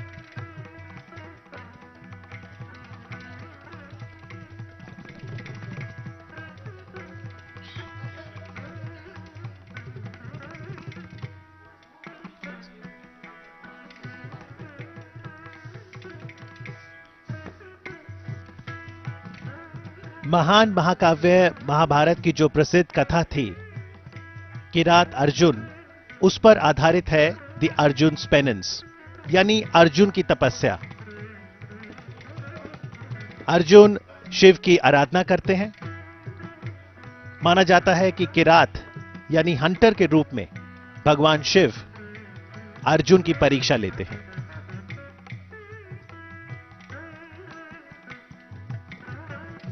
कठोर तप के पश्चात शिव द्वारा अर्जुन को वरदान स्वरूप पशुपत अस्त्र, जो कि एक दिव्य अस्त्र है, प्रदान करने की जो कथा है उसे यहां बखूबी दर्शाया गया है। और इस विशाल चट्टान शिल्प के बैकड्रॉप पर वर्तमान में इतिहास बनते हुए यह पल्लव मूर्तिकला का एक उत्कृष्ट उदाहरण है। इस घटना के साक्षी तीनों लोगों को जीवंत तरीके से अंकित किया गया है। भगवान विष्णु का लघु मंदिर भी देखा जा सकता है। और कुछ विद्वानों का तो मानना है कि भगीरथ की कहानी जब वो गंगा नदी को धरती पर लाए थे, उसे द अर्जुनास पेनेंस में उकेरा गया है।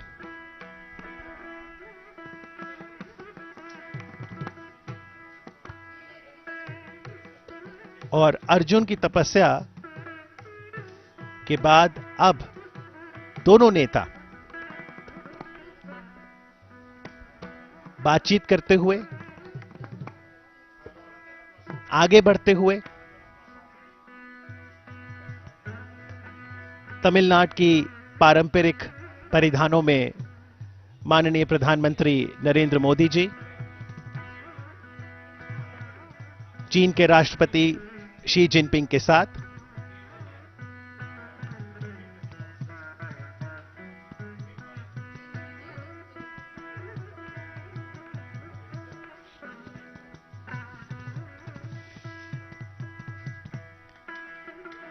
Chinese traveler Yuan Sang had visited Kanchipuram, which was the capital of the Pallavas in the 7th century AD, and he chronicled the life during the Pallava dynasty. Yuan Sang was very keen on understanding more about Buddhism. Kanchipuram then was a flourishing Buddhist center and a hub of learning.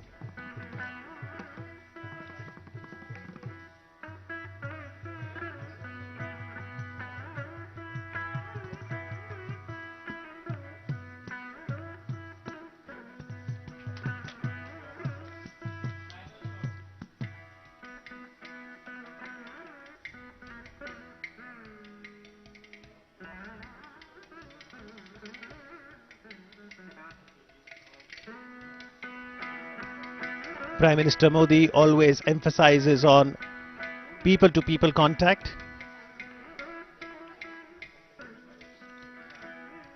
and one of the joyful ways of ensuring strengthening of partnership is to showcase the rich cultural diversity the country has. Incredible India.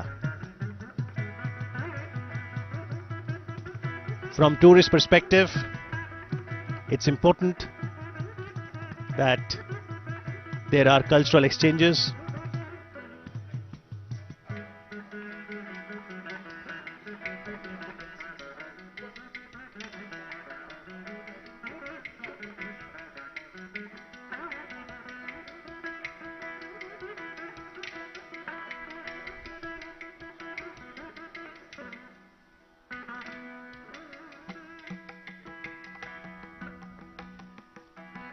This is the Ganesh Rath. It's a monolithic temple dedicated to Shiva. It is also known as Atyant Kama Pallaveshwaram. The title Atyant Kama is to be identified with Parameshwara Varman I, who was a Pallava king from 672 to 700 CE. He continued the tradition of carving of monolithic temple initiated by Narasimha Varman I at Mahabalipuram.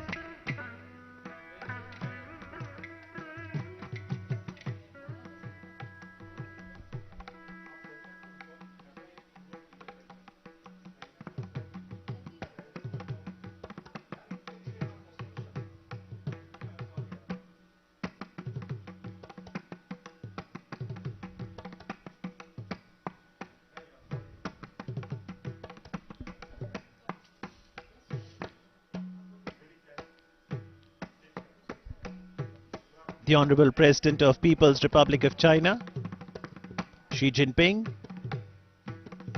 showing keen interest to understand the different aspects of history.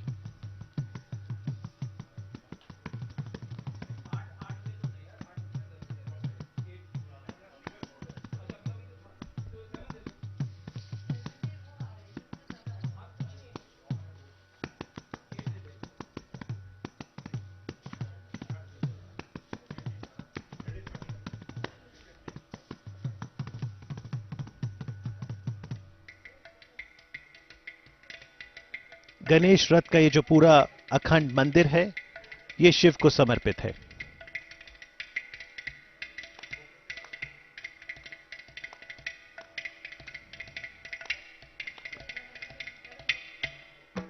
It has a narrow Mukh Mandapa, which has 2 lion pillars in the center and 2 lion pilasters, and flanked by 2 Dwarapalas at either end.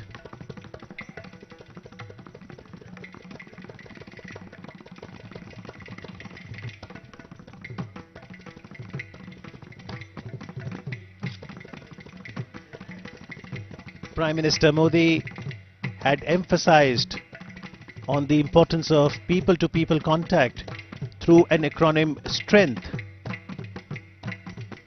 S, spirituality; T, tradition; trade and technology; R, relationship; E, entertainment, that includes movies, art;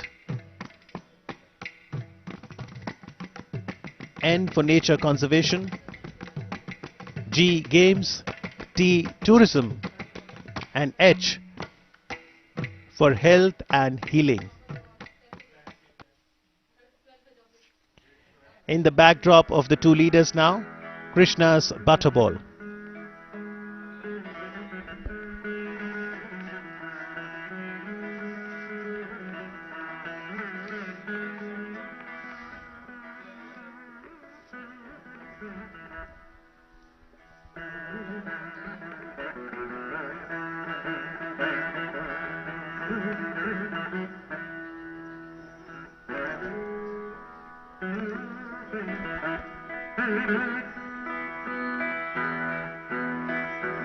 A photo opportunity for both the leaders. A photograph, they say, conveys more than 1,000 words.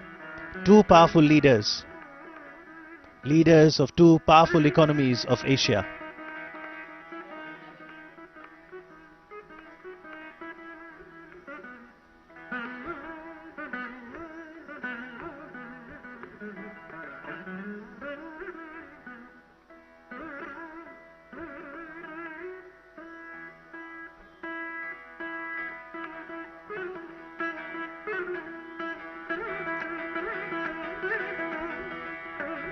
The Krishna's butterball is very intriguing. One wonders how this boulder is delicately balanced by nature. Why does this boulder does not fall? How does it defy gravity? Quite a mystery, but that is why it is such an attraction for tourists across the globe. If you want to see Krishna's butterball, you'll have to come to TamilNadu, India, at a place called Mahabalipuram, which is the venue for the 2nd informal summit between India and China. स्थानीय लोग इसे कृष्ण का माखन लड्डू कहते हैं. ये लगभग 6 metre ऊंचाई, 5 metre चौड़ाई और वजन में लगभग 250 टन का है. कितनी सुंदरता से बिल्कुल संतुलित खड़ा है. कृष्णा's बटरबॉल एक प्राकृतिक स्मारक है.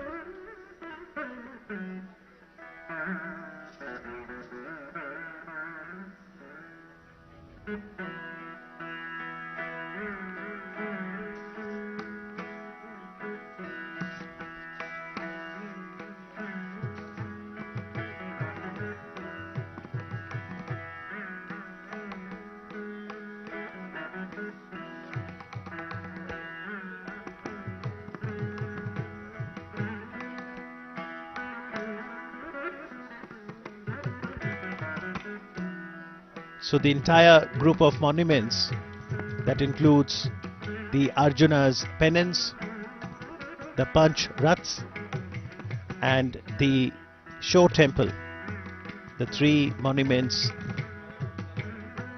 that the Chinese president will get to see today before both the leaders attend the cultural program. The entire group of monuments is considered a World Heritage Site by UNESCO.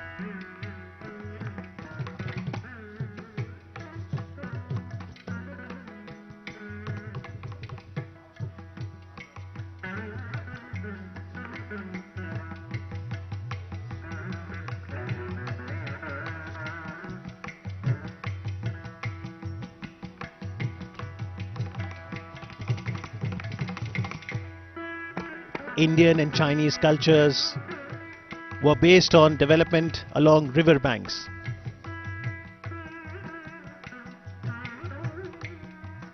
Whether it was the Ganga or the Yangtze River, it provides habitat for humanity, for flora and fauna.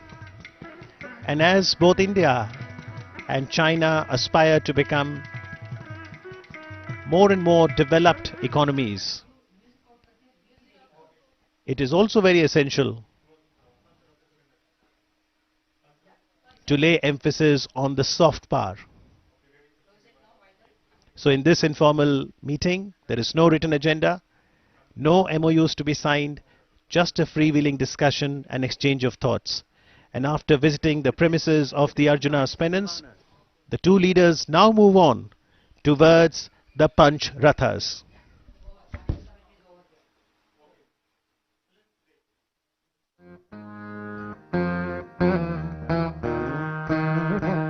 The five Rathas of Mahabalipuram exhibit the different types of vimanas, like a magnificent periodic table of Dravidian architecture. These are carved from top to bottom. The five monuments, popularly known as Panch Pandav Rathams, are temples to Shiva, Vishnu, Skanda, Durga and Ganesha. There are three freestanding sculptures of animals, a lion, an elephant and a bull, symbolizing the vehicles or vahans of gods. Every rock and every boulder here stands tall as a testimony to the architecture of the Pallava kings.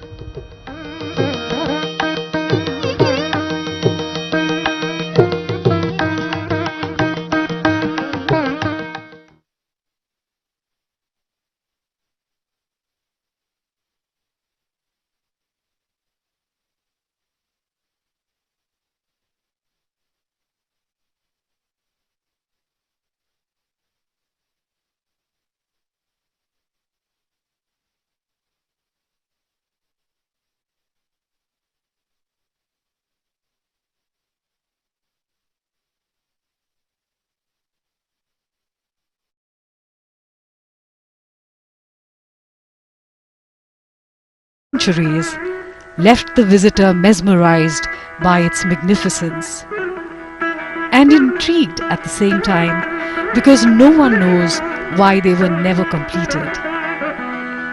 These spectacular rathas or chariots seem to wait today in readiness to take back in time two very special guests who share a special friendship.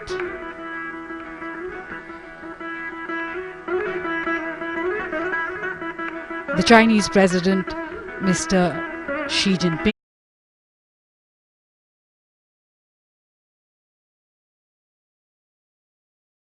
cultures that have had ties of trade, friendship, and perhaps most importantly, of spirituality for several centuries.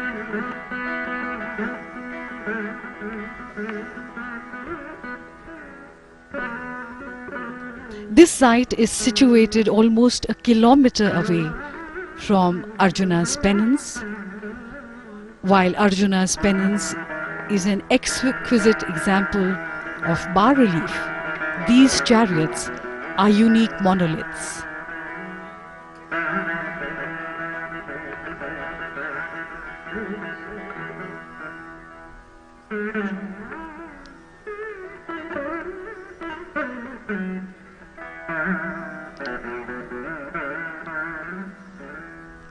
It is with great pride that India showcases her ancient treasures to the world. And we see the arrival of the Honorable Prime Minister of India, Shri Narendra Modi ji, here at the Pancharatha site.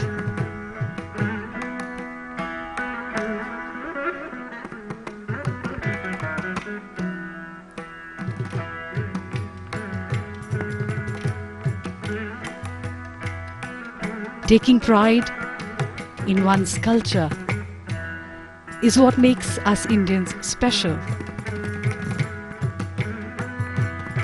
And today the Honorable Prime Minister is dressed in the traditional dress of Tamil Nadu.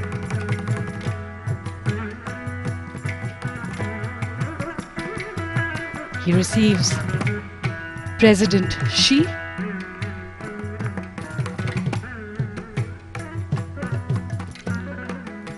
a beautiful setting sun adding magical light to the sight.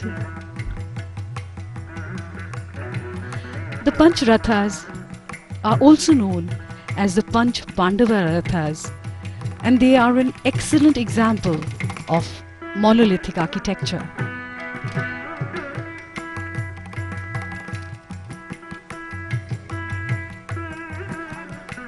The Pallava kings who built these rathas were known to experiment with new and different forms of art and architecture. They pioneered rock-cut architecture that can be seen all around the Mahabalipuram complex.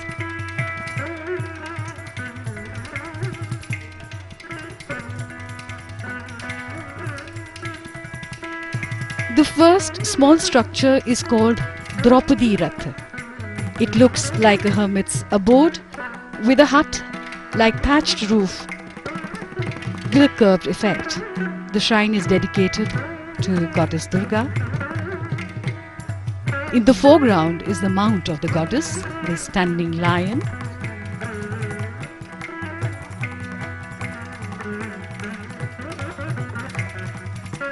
And this is the Nakul Sehde Ratha. It is apsidal in its shape. There are no figure carvings on this Ratha, but its beauty lies in its simplicity. Next to it stands a life-size monolithic elephant. This is a fine example of Pallava imagination and propensity for experimentation.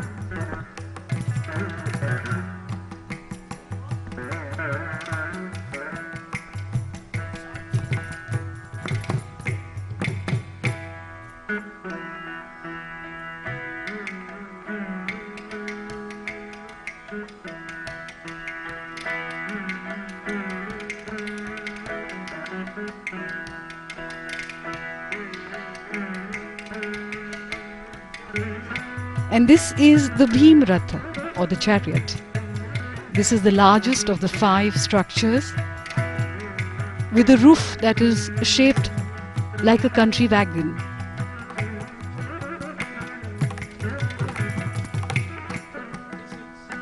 It's interesting how these Rathas are named after Pandavas, epic heroes from the epic the Mahabharata.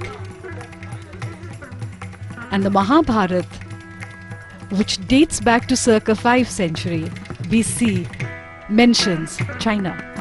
So we know that our ties with China go back thousands of years.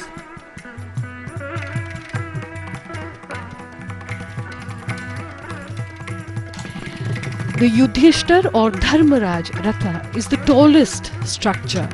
It depicts the maturing of temple architecture and is the most refined of the 5 structures. It became the basis of the temples to come later during the reign of the Cholas and others thereafter.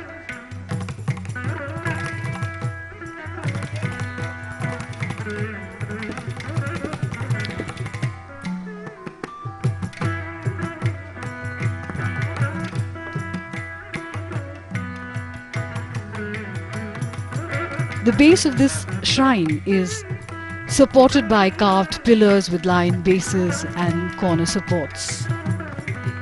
There are many lifelike sculptures on the corners of this shrine that depict various manifestations of Lord Shiva.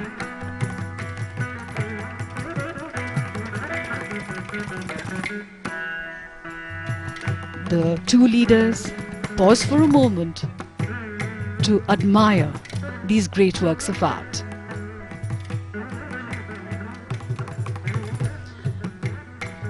One of the greatest of Chinese poets is Li Bai, who lived in the 8th century. His words resonate on this occasion.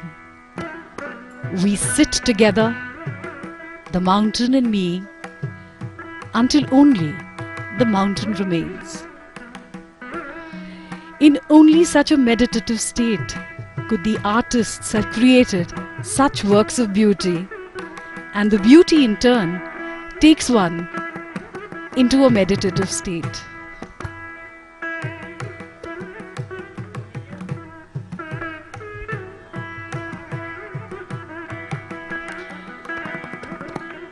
The relations between India and China go back at least 2000 years. The Tamil and Chinese interaction is at least 13 centuries old.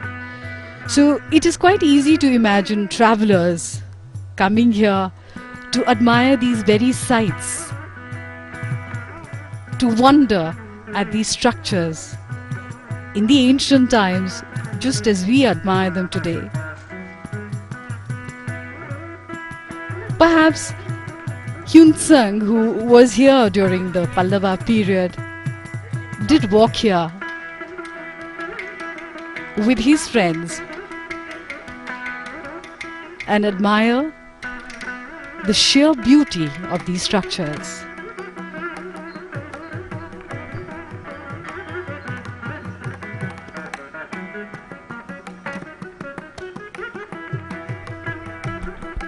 These beautiful structures have been left unfinished.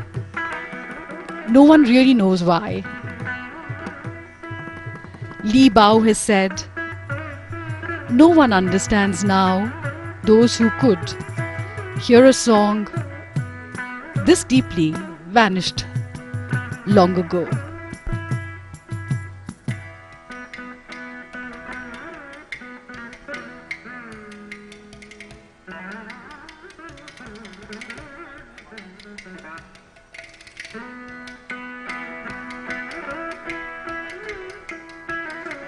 The first records of contact between China and India were written during the 2nd century BC. Buddhism was transmitted from India to China in the 1st century AD. Trade relations via the Silk Road acted as economic contact between the two regions.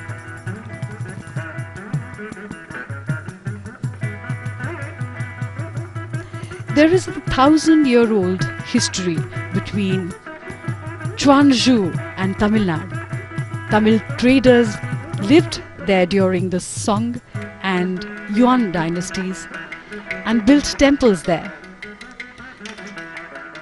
The most famous being the Chedian temple, which has a beautiful deity which is called by a different name in China. But archaeologists believe that the style of that deity is exactly similar to the kind of work that was being done at the same time in India.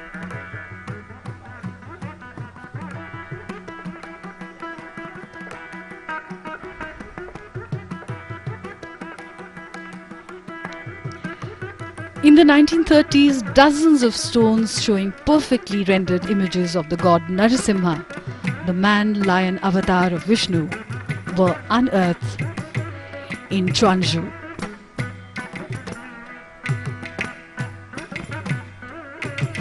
Chanakya,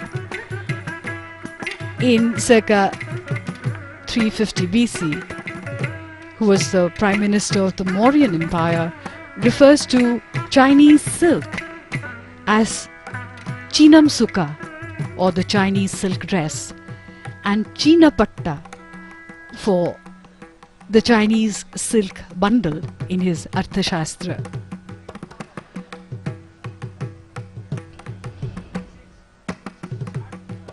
In the records of the grand historian Zhang Jian,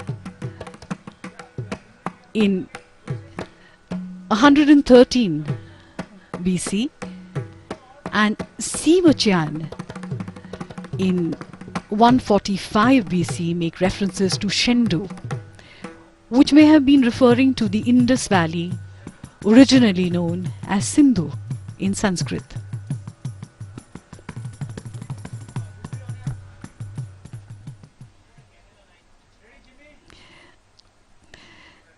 Of the many interesting similarities and commonalities between India and China is sugar, which was first developed in China. And when it came to India, we called it chini, meaning something which is referred to as Chinese. And even today, when we talk about sweetness in life or in relationships, we talk about chini.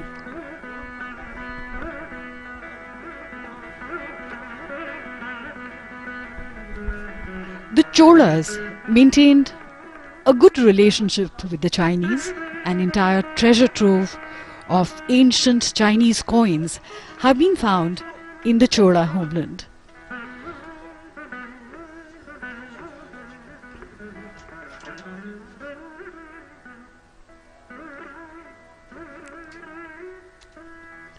Many sources describe the great sage Bodhidharma, the founder of the Zen school of Buddhism in China, as a prince of the Pallava dynasty.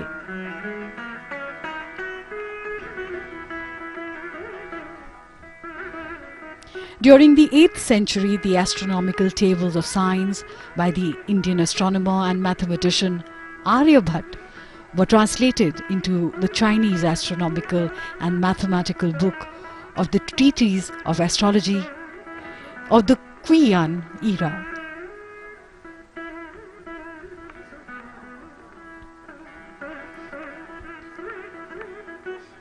And of all the beautiful Chinese things that have become part of the Indian tradition are in Kerala. They were probably introduced in the 14th century and today are a major tourist attraction. People come from all across the world to look at them.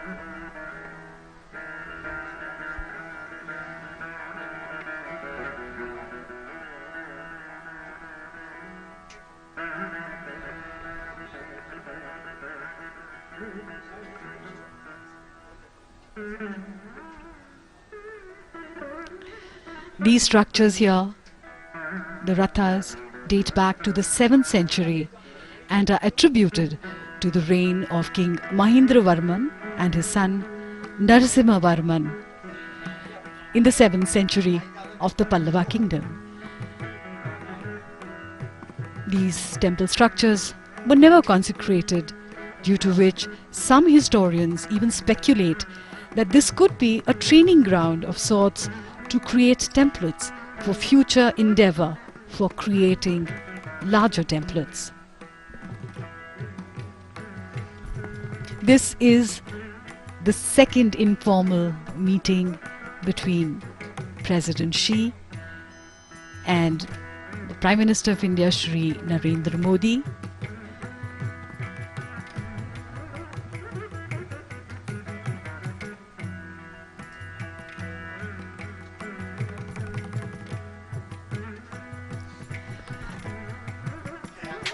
The greenery all around and these boulders, which have been so beautifully chiseled into these shrines, remind me of the words of Li Po. You ask me why, I make my home in the mountain forest, and I smile and I'm silent. And even my soul remains quiet. It lives in the other world, which no one owns. You ask me why I dwell amidst these jade green hills. I smile. No words can tell the stillness in my heart. I live in the other world, one that lies beyond the human.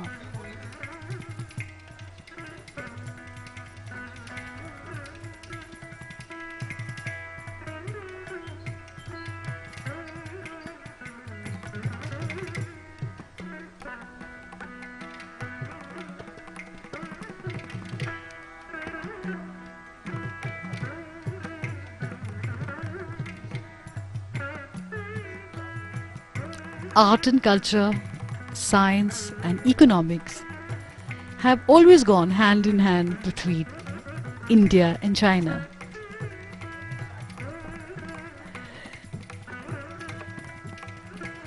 Five of these rathas are present here, of which 4 are linear, whereas the 5th, which is the Nakul Sehdev Ratha, stands apart.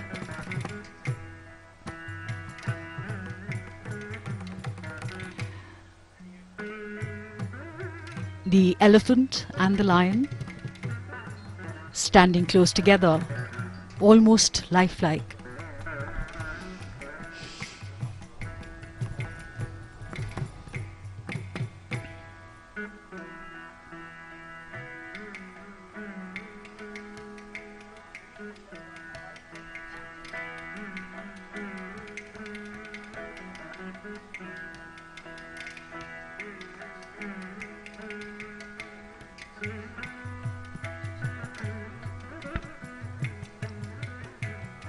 A delegation to China was sent as long back as 1,000 years ago by the great Chola Emperor Rajaraja. A Shiva temple in China and the use of Chinese umbrellas centuries ago shed light on ancient links between Tamil Nadu and the Dragon Land. In fact, one finds similarity in the lions that we see here in many of the temples of Tamil Nadu to the dragons of China.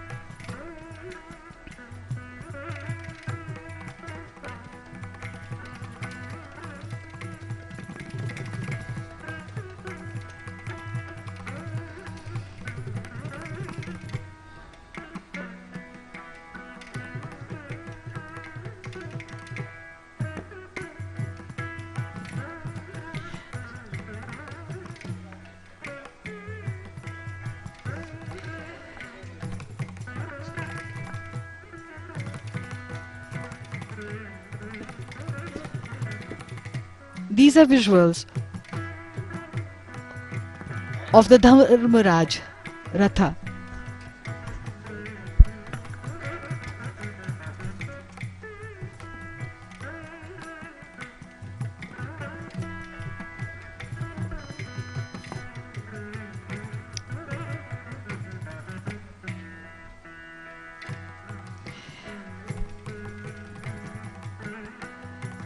This informal meeting reminds one of September 2014, when the two leaders met in Ahmedabad on the banks of the Sabarmati River. They met last year in Wuhan, an ancient city which at the same time is modern in China, and of course, and now this meeting in Mahabalipuram.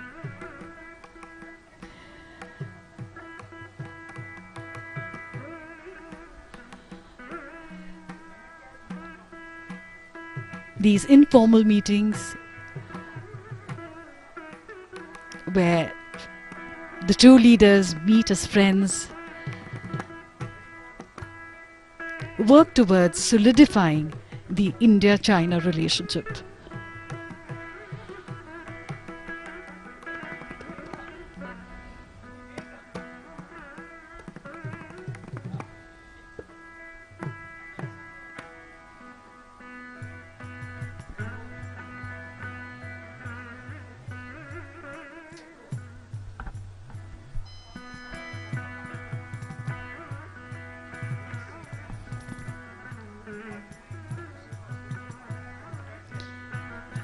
The Pancha Pandava Rathas are simply spectacular.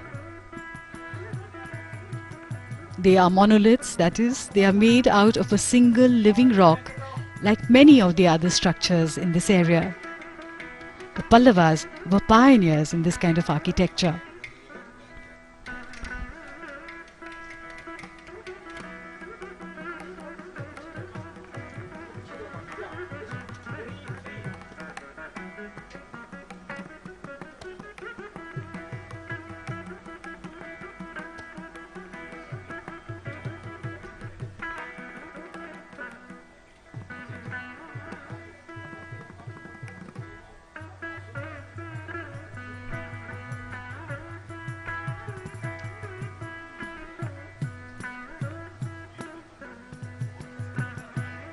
President Xi and the Honorable Prime Minister Shri Narendra Modi circumambulating these structures.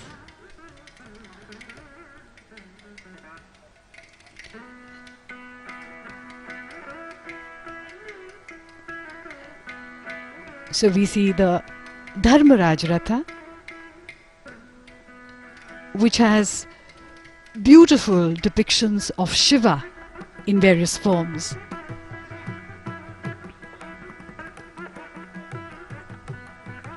The structures with their beautiful sculptures and personifications of Lord Shiva, almost lifelike, as they depict Shiva in various manifestations such as Gangadhar, Nataraj, and there in the corner is Ardhanarishwar, the combined form of Lord Shiva and Goddess Parvati. It is the ultimate divine manifestation of the masculine and the feminine in the same deity.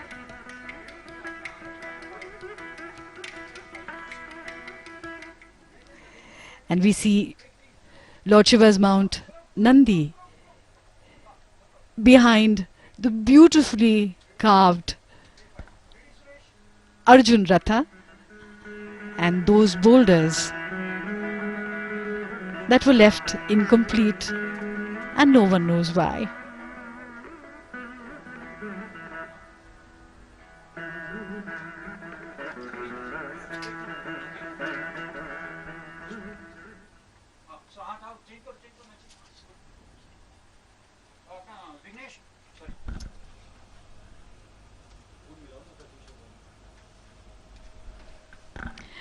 Perhaps in the unfinished lies great potentiality. Just like old songs and old music can create new melodies for the future.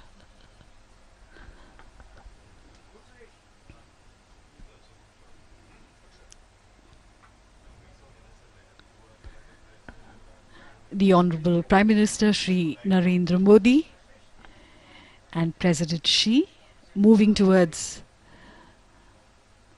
the beautifully decorated gate as he sees off President Xi from this spot.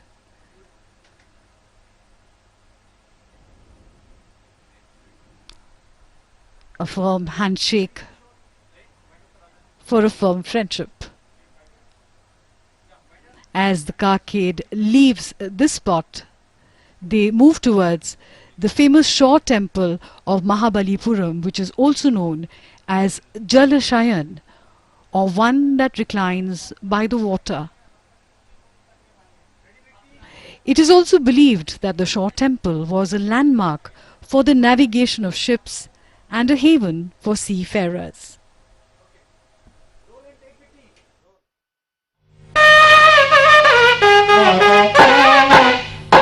The most iconic image of Mahabalipuram are the twin shore temples, magnificently located by the sea.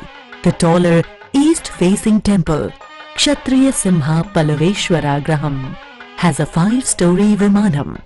The west-facing smaller Rajasimha Palaveshwara Graham has a 3-story Vimanam. With a variety of fascinating sculptures, most faded by passage of time, but most of it has fallen, and only the lower portions of the walls remain. A magnificent series of seated Nandis decorate the outer edges of this wall. One legend says that gods themselves were jealous of the beauty of these temples. Mahabalipuram is not only a grand living museum of architecture and sculpture, but also a perennial puzzle delighting tourist, historian and Rasika alike.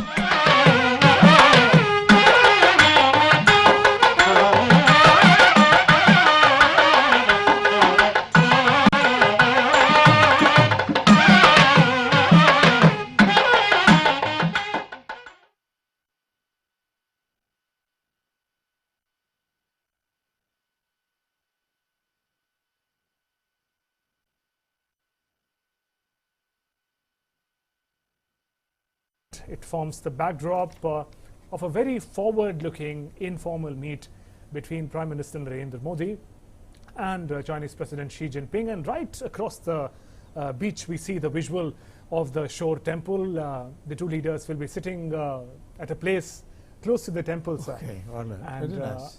forming an important backdrop there.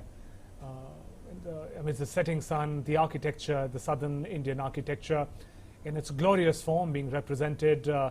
These are also whole of Mahabalipuram, in fact, is a UNESCO heritage town, beautifully preserved. These are 12 to 1400-year-old monuments and temples. And today they speak the story of ancient India in the manner in which that culture is preserved and continues to thrive. These are this temple, shore temple that you see on your screen. Different mandapas, you know, these are temples in which hundreds of years ago worship used to take place. This one, Lake Shore this temple, one in particular, sir. Yes, and worship of Lord Shiva and Vishnu, and I think the entourage of Prime Minister Narendra Modi and Chinese President Xi Jinping has arrived at this as this next venue as well.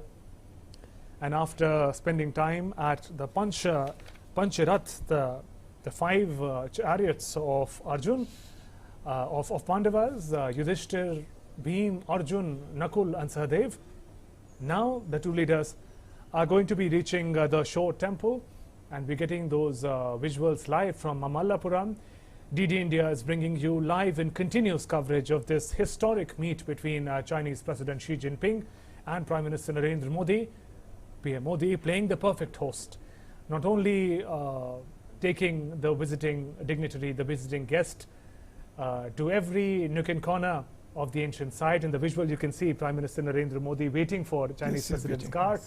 And we were talking about the vision, the value of Atithi Devo Bhava again and again, sir, and Prime Minister here playing the perfect host. Atithi Devo Bhava, that stands for our English-speaking audience, it stands for guest is akin to God, he is equal to God. So the honor, the respect that you would give to God visiting your house, you would reserve that kind of respect for the visiting guest. At every spot, Prime Minister Narendra Modi reaching before the Chinese President, welcoming him, and with a lot of enthusiasm taking him around. Both of them are I believe this venue that they have reached is the Shore Temple. It's beautifully crafted, also in the backdrop scenes of Indian culture and dance forms that will be important part of the cultural programs that have been lined up, sir. But again, talking about the ancient ties, India's ancient culture that continues to thrive, these dance forms, these architecture, these colors, the figures of Nataraja also form an important backdrop, and colorful and beautifully decorated sites. And the two leaders it's today so really wonderful to imagine the that two leaders of large countries, 1.3 billion people in India, yes, and another 1.3 billion people in China. 1.4 nearly, yes. So they are there So almost 40% of the world's population is represented here by these two leaders. So they have tremendous amount of responsibility which they are carrying and it is on a their welcome shoulders. change. It's a welcome And so change, you friendly. know. We see these bilateral talks taking place in hotels and other locations in closed doors. Here in the open air, in the fresh air coming from the Bay of Bengal, the beach town of Mahabalipuram, welcoming Prime Minister Narendra Modi and Chinese President Xi Jinping. It is going to be humid, but I think this time the sun is setting down.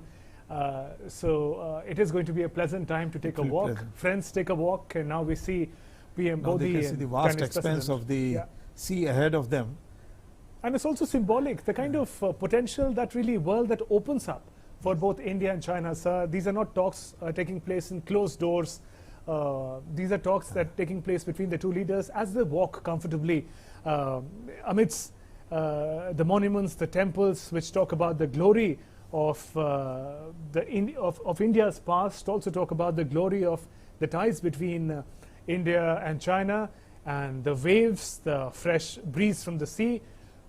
Really an atmosphere where leaders would have an open mind. President Xi sees this Indian Ocean area, he would also be noticing that it is India which changed the Indo-Pacific concept to an open, inclusive context, rather than the one which was earlier thought about, which would have excluded China completely.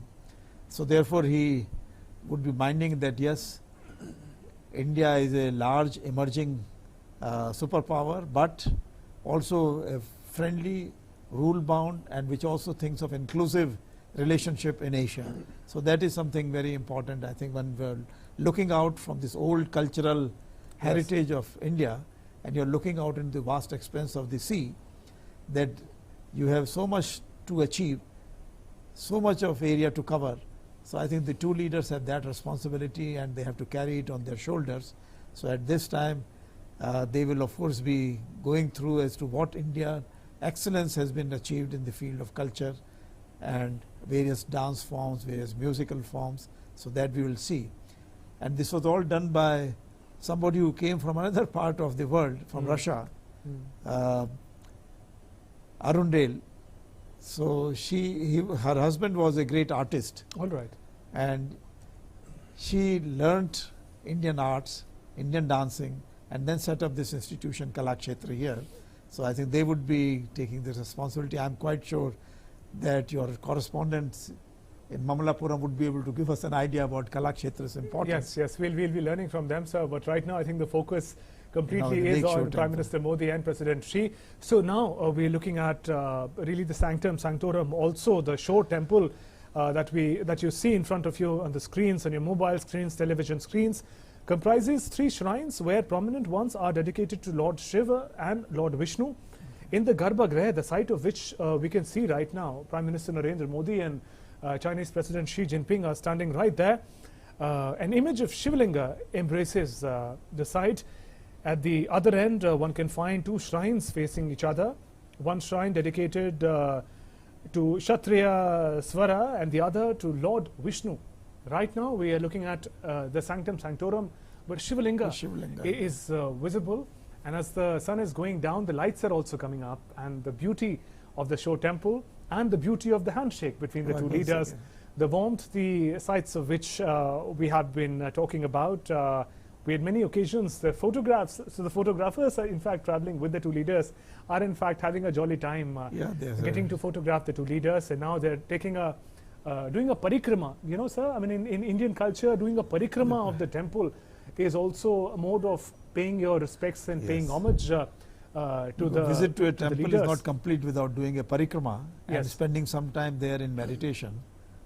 Absolutely. And here, Prime Minister Narendra Modi, the sun is setting and the lights are coming up. Prime Minister Narendra Modi and Chinese President Xi Jinping, the ancient temple of, it's called, referred to as Shore Temple.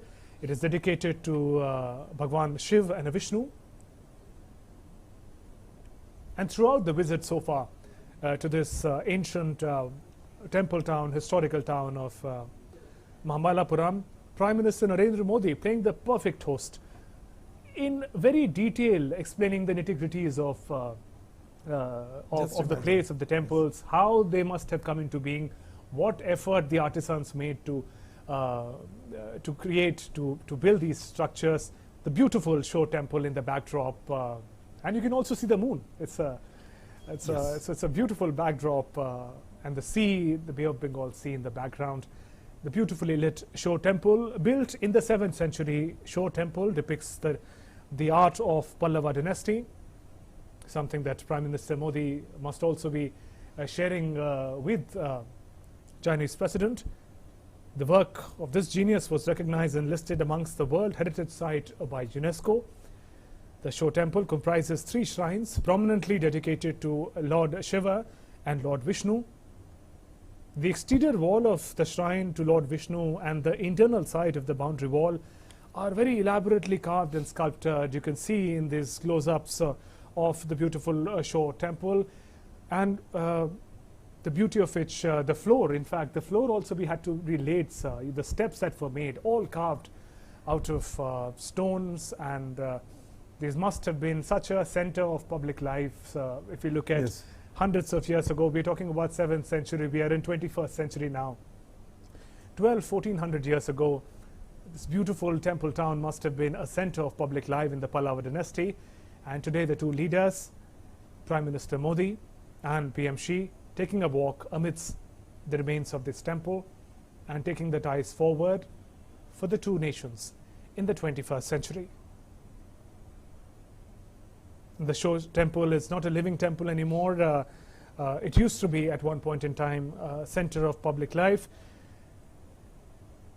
And the structure of the temple makes one contemplate that it was erected basically as a work of art. You see every wall, every corner, every structure, and this is also characteristic of temples of southern India, sir. They depict a certain story, every part of the temple. There are, of course, sanctum sanctorum, where gods are worshipped, but the outside, from a distance also, we can see the carvings very clearly. And here PM Modi and Chinese President Xi Jinping now going further, taking the steps further, and the backdrop is the beautiful show temple. How do you, sir, so far, from a distance, Prime Minister, perhaps explaining, you know, how it must have looked hundreds of years ago, what must have gone in the mind of the artist to have given shape to such beautiful temples. And it's often also a site of a festival every year at Mahabalipuram. This temple forms the backdrop. Yeah, because these days, you know, you have to go to very big schools of architecture to learn about how to do huge buildings, how to go about town planning, etc. But just imagine, you know, here these artists 14 centuries ago, they were able to have this kind of a perspective of such a large temple complex, where not only the meditative part, the spiritual part is there, but also social part, where people from the village community would have been coming together to discuss various things, including their social day-to-day life, and also, and here we are finding some other members of the Indian team. That's right. External Affairs Minister Jaishankar, Ajit Doval, NSA, and Foreign Secretary is also present, and other delegation members, and Prime Minister Narendra Modi introducing his team of delegation to the Chinese President Xi Jinping. So right now, and now Prime Minister Modi is meeting the delegation that is Chinese delegation. About 16-member team, sir, we are told, are going to be part of the team that are going to be here. And Prime Minister Narendra Modi and Chinese President Xi Jinping meeting the delegations, members of the delegation of each other's nations. And Prime Minister Narendra Modi in this entirely new get-up that people are not used to seeing him in. It's a traditional Tamil outfit, Angavastram shirt and Tamil dhoti, and in great comfort. He's walked a lot today, and he seems in great comfort in this traditional Tamil our foreign minister is also from TamilNadu, but of course he's in a suit. But Prime Minister in this very traditional Tamil wear, celebrating really the culture of Tamil Nadu of South India. And now the 2 leaders are moving towards this particular location right in front of the show temple. They'll be seated here, and Kalakshetra will be presenting a lot of cultural dance performances at this venue in a short while from now. In fact, those cultural performances will unfold, feast for the eyes. The walk through the temples, the ruins, the structures have been a feast, but now a living heritage, you know, the dance forms, the cultural forms, sir, will now be depicted in a short while from now. Beautifully decked up, sun is almost set in Mahabalipuram, in Mamallapuram. In the backdrop, beautifully lit Show Temple, 7th century architecture, dedicated to Bhagwan Shiv and Lord Vishnu. And today, this beautifully decorated, this beautifully carved temple, done in the 7th century by the artisans next to the sea, today forms the background of the talks between the leaders of India and China. From a distance, you can see how beautifully the whole setup is lit. The dark sea in the background, and the beautifully lit temple, referred to as Show Temple, in Mamallapuram, in the front.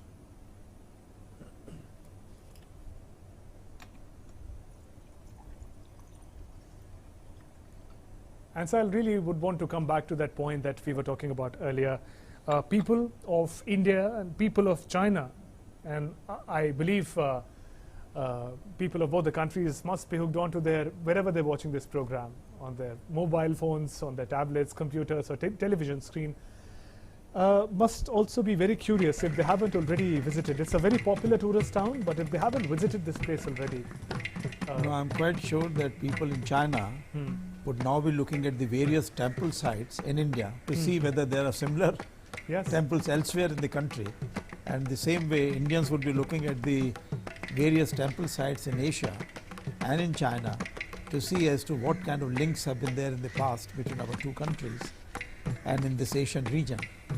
And this does give encouragement to all the people involved that either we should understand it much more, those ordinary people, some of them will become leaders of their communities in future. So this, they are really laying a very firm foundation stone for better understanding in future between our two countries and our two people. What would you say to this form of diplomacy? Not a close a conference room. In the backdrop, the moon is lit. There is this infinite expanse of the sea, beautifully lit Show Temple.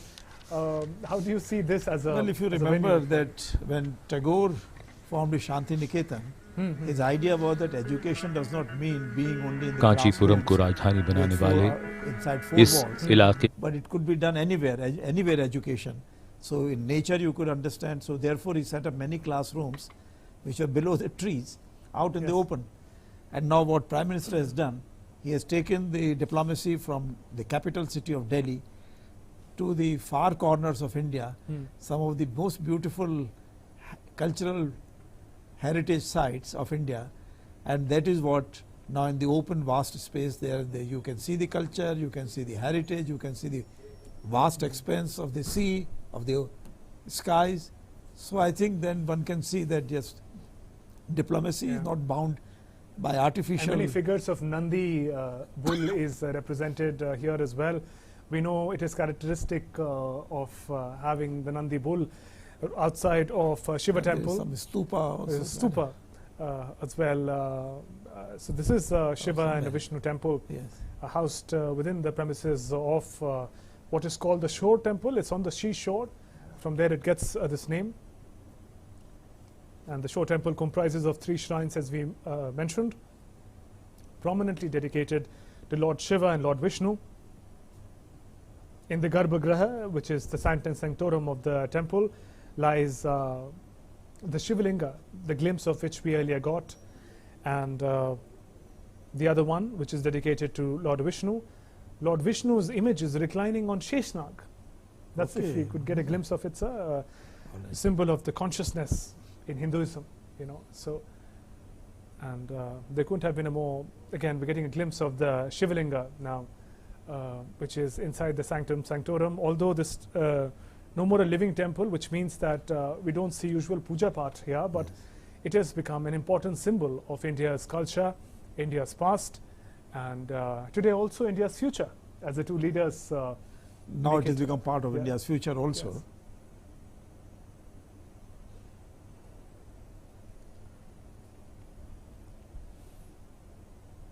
And perhaps we could give you a moment of silence also to really meditate over the beautiful images that we are looking at of the Shore Temple in Mahabalipuram. Some close-ups of the fine engraving, every engraving saying a story, saying about the town life, about the Devi Devatas that were part of, that have always been part of Indian epics and mythology and stories, giving you a closer look at the cone. And one wonders the kind of talent, the kind of dedication, and so if I may say the kind of meditation, as you were saying. Yes. These would require years. Even in today's time, one can't imagine how long building such. No, and how well they thought of having these structures, for example, these temples on the shore of the sea. You so see, even the smallest block on the top has an engraving telling a story. Yes. You know? So that was what I was talking about. And You were saying something. No, I was saying that, you know, how the boats would be coming, the trade links were Yes. there. So the boats would be able to see that they have reached their destination when they came close to Mahabalipuram and could see this lake shore, this seashore temple. And I'm glad you mentioned that, sir. So this is not just a site of meditation and religion and culture and society. This used to be a seaport also. You know, Mahabalipuram, a sea town. In ancient times, when Chinese, a lot of Persian and Roman traders would take this route to come to India, to trade with India. So, sir, if I were to juxtapose, how do you see a site where ancient trade used to take place? The potential that is there for well, if you remember, there was a time when India and China used to have more than 50% of the world trade. And if you see the Roman history, the Roman kings used to feel that all their riches were going to India because they had to import cotton and they had to import spices from India. And therefore, that was the major issue. So now, right now, when we are thinking of the adverse trade relations with China, with other countries in the world, we also have to keep in mind that there are possibilities and we have to reach our potential based on what we were able to do in the past. And all that we have to do is to have an open mind to bring about better relations, because Asia had contributed in the past. So if we are saying that 21st century will be Asia's century, so India and China have to play an important role in that. And therefore, what we are doing today at this place, Mahabalipuram, we are drawing upon the strengths of the 7th century partnerships and then trying to carry it forward into the 21st century. So I think this is a missed opportunity of the last 1,000 years, but now time has come when we have to come up to the challenges before us and go about it. And I'm quite happy to see that it is not just the leaders who are thinking of the potential of our relationship, but they have got their team together. And I'm quite sure that by tomorrow, when they have the full-length discussions, all this form the backdrop in their mind. The cultural heritage, the architecture, the sculptures, the actual live arts, live music, etc., which they would have seen today. So I think that is really the backdrop of the relationship of the two countries. That's the civilizational value of the relations in Asia. I think we need to keep that in mind very much, while we have to go about the important achievements in the field of science, technology, armament, space, research. That of course has to be done, but then this also has to be kept in mind at the Certainly. same time. Again, for the viewers who may have just joined us or who have continued to be with us, on your screen, these live images are coming from Mahabalipuram in TamilNews, the ancient temple town. And this forms the backdrop of the informal summit between Chinese President Xi Jinping and Indian Prime Minister Narendra Modi, and taking a step forward to strengthen the ancient ties between India and China. Both the leaders are meeting in Mahabalipuram for this informal summit. Mahabalipuram has been witness to 1700 years old ties of these two ancient civilizations. The city is famous for ancient temple and architecture. You are witnessing the depictions in the Shore Temple, images of Vishnu. Earlier we saw the Shivalinga as well. According to historians, this capital city of Pallava kingdom, is important in terms of ancient trade as well. Ancient Chinese, Persian and Roman coins dating back to the 7th century were found here, indicating its existence as a prominent seaport in ancient times. And today, they open up a huge array of possibilities and potential between the two countries, as the two leaders, PM Modi and President Xi, sit in this beautiful backdrop of the Show Temple.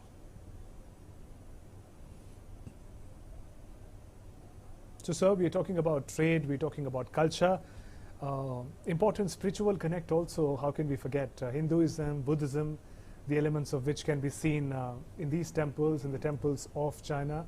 Again, a crucial link between the two countries.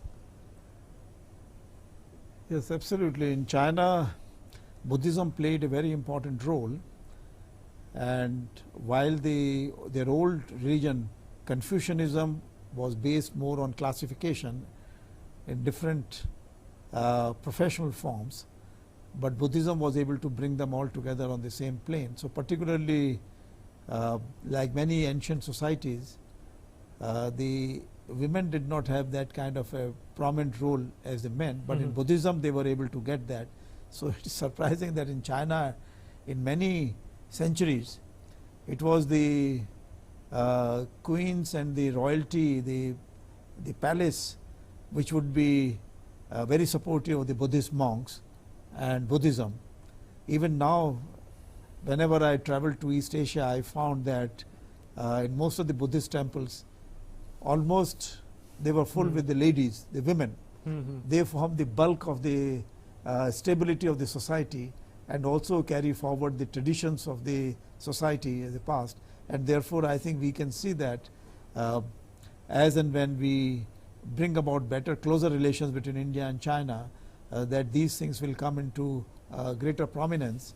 And I am quite sure that many of the stories would be written in future about the past links and how they have now been carried forward, so that our feelings towards each other should be of friendship, should be of cooperation, should be of mutual benefit and trust. Certainly, and the beautiful Show Temple in the backdrop, the Bay of Bengal. It's a moonlit night. It's a beautifully lit temple as well. And this forms the backdrop of, you can see the colors and the open sky, the long shot that we're bringing you from Mahabalipuram. In a short while from now, PM Modi and President Xi will in fact be witnessing a very special cultural program about Kalakshetra. So you were telling us something about Kalakshetra earlier, the significance of it. If you can tell us more. No, they have many students from all over the world. You know, they come to study at Kalakshetra. Group at Kalakshetra. And so it's a very prominent place of Indian art forms. And they have also written several books of the past about the, because if you remember that Bharatnatyam actually is one of the oldest dance forms in the world, and that draws upon the Indian. And these images that we see, the depictions often are also depictions of the dance form. They are also of the dance forms, because you know, there is a close relationship between temple images, dance forms, Indian meditation practices, Indian yoga techniques. So all of them are linked together. So the life is one holistic whole and not just divided into small parts.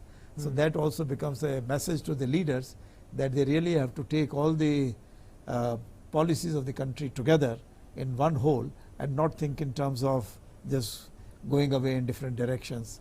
So here we see the special image.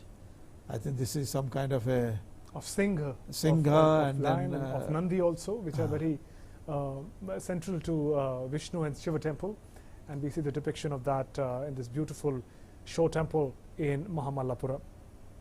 And here Prime Minister Narendra Modi and Chinese President Xi Jinping also having arrived at this beautifully decorated place. In fact, just in front of the Show Temple will be a platform where both the leaders can sit and enjoy a feast of cultural programs at Mahabalipuram.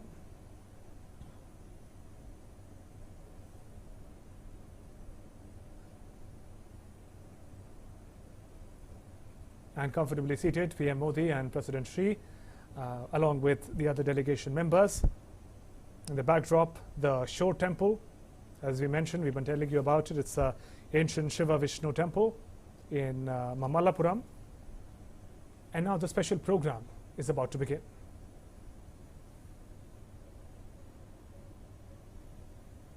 Of India, Shri Narendra Modi ji, to this cultural presentation by Kalakshetra Foundation.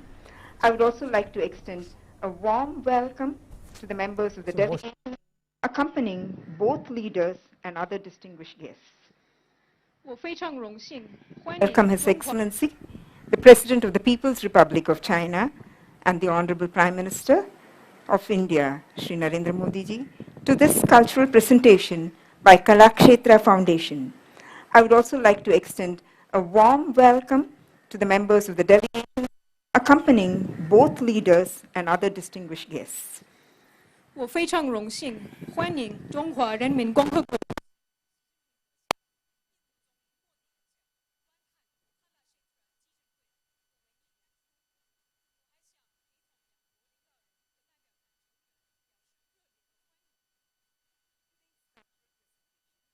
Attempt to provide a glimpse into the various facets of performing arts in India, which have been an intrinsic part of our cultural heritage over several millennia. The principles of the classical tradition of Indian dance and music have been laid down more than 2,000 years ago in the text known as Natya Shastra, written by Bharata Muni. Currently, there are 8 widely recognized classical dance forms and hundreds of folk dance traditions. Today's performances will feature 2 classical Indian dance forms, Bharatanatyam and Kathakali. 今天的文艺演出将带我们了解印度表演艺术的多个方面。这些艺术几千年来一直是印度丰富的文化遗产的重要部分。2000多年前，巴拉达穆尼确立了印度传统舞蹈和音乐的基本原则，写在了一本书，名为《Natya Shastra》。目前，印度有8种主要古典舞蹈形式和数百种民间舞蹈。今天的表演将展现2种印度古典舞蹈形式。 波罗多舞和卡塔卡利。 Bharatanatyam is a classical dance form from TamilNedu. It has 2 major elements, pure dance known as Nritta and expressive dance known as Abhinaya. The earliest reference to this art form is found in the Tamil works Tolkappiyam and Silappadigaram, which date back to between the 3rd century BCE and the 2nd century CE. The Natya Shastra also outlines the principles of Bharatanatyam. Kathakali, a classical dance form from Kerala, is a blend of dance, music, and acting.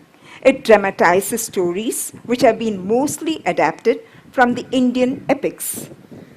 波罗多舞是塔米尔奈杜邦的一种古典舞蹈形式，它有2种主要元素：纯粹舞蹈 和描述性舞蹈，这种艺术形式最早出现在古典塔米尔作品《Tolkappiyam》和《Silappadigaram》。这些作品可以追溯到公元前300年、公元2世纪之间。Natya Shastra 也概述了波罗多舞的艺术形式。Kathakali 是喀拉拉邦的经典舞蹈形式，是舞蹈、音乐 和著作艺术的有机结合，主要改编了印度史诗中的故事。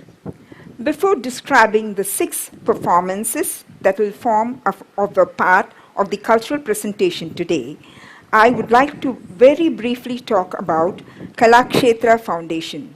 Srimati Rukmani Devi created the Kalakshetra Foundation in the year 1936 with the objective of preserving and reviving India's rich cultural and artistic heritage. Since then, the foundation has been involved in the promotion and propagation of Indian dance, music, and visual arts. The Kalakshetra Foundation is an institute of national importance.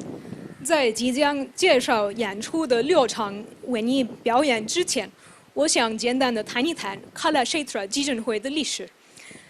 印度著名的艺术家 Rukmini Devi 在1936年创立了卡拉谢特拉基金会，目的是保护和振兴印度丰富的文化和艺术。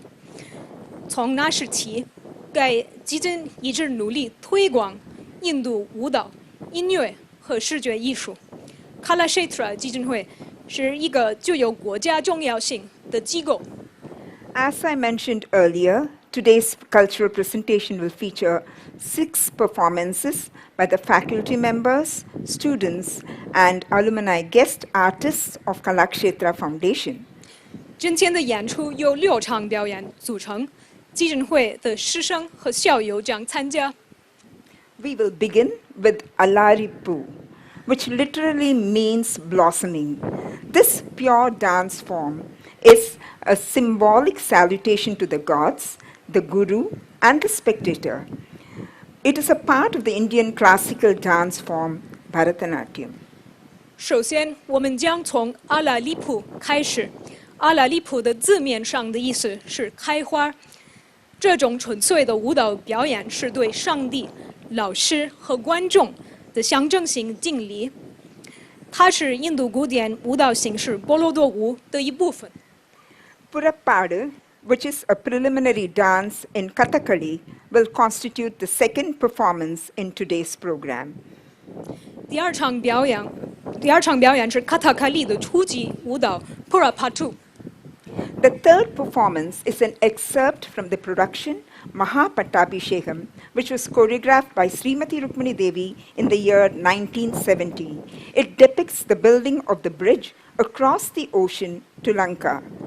第三场表演是 Rukmini Devi 在1970年编导的 Mahabalipuram 中的节选，它描绘了横跨大海到西里兰卡的大桥的建造。A bhajan by Saint Kabir exalting the worship of Lord Rama will be the fourth performance. Saint Kabir was a 15th-16th century saint and social reformer belonging to a region near Varanasi in Uttar Pradesh. He was brought up in a weaver's family and preached religious and social harmony. 第四场表演是上加比尔的赞美歌，颂扬对罗摩神的崇拜。加比尔是印度15到16世纪的圣人和社会改革家，来自北方邦瓦拉纳西附近的一个地区。他在一个织布工家庭长大，提倡宗教和社会和谐。Tillana, a pure dance piece highlighting intricate rhythmic patterns and footwork, will be the fifth performance. 第五场表演是提拉纳，一个纯粹的舞蹈作品，展现复杂的节奏和步伐。The presentation will conclude with a Tamil song that promotes global peace and harmony. 最后一场表演是塔米尔语中的一首歌，这首歌将为全球和平和和谐祈祷。Cultural presentation by Kalakshetra Foundation. 谢谢各位。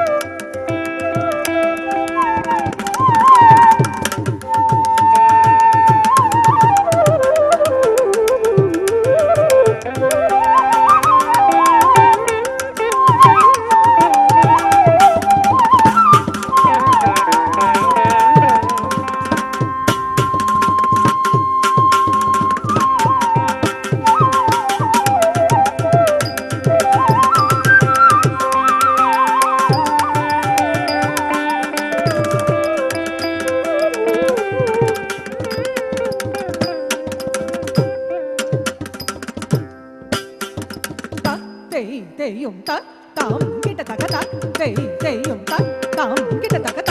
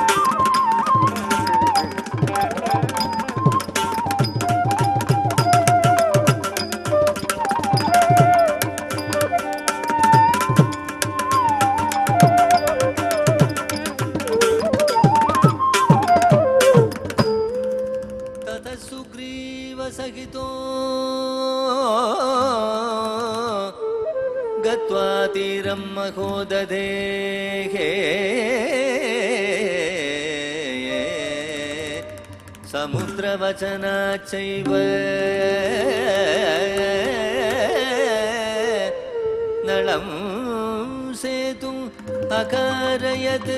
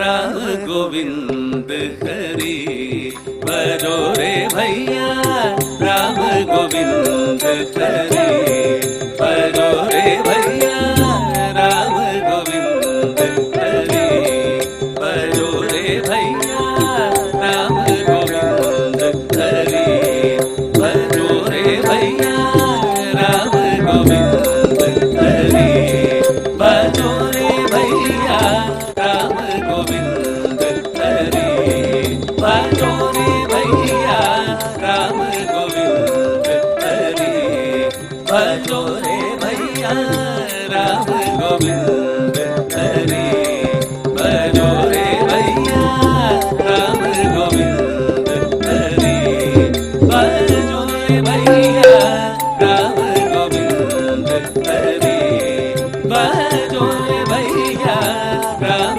Govind Hari भजो रे भैया राम गोविंद हरि भजो रे भैया राम गोविंद हरि भजो रे भैया राम गोविंद हरि भजो रे भैया राम गोविंद हरि भजो रे भैया राम गोविंद हरि भजो रे भैया राम गोविंद हरि भजो रे भैया राम गोविंद हरि भजो रे भैया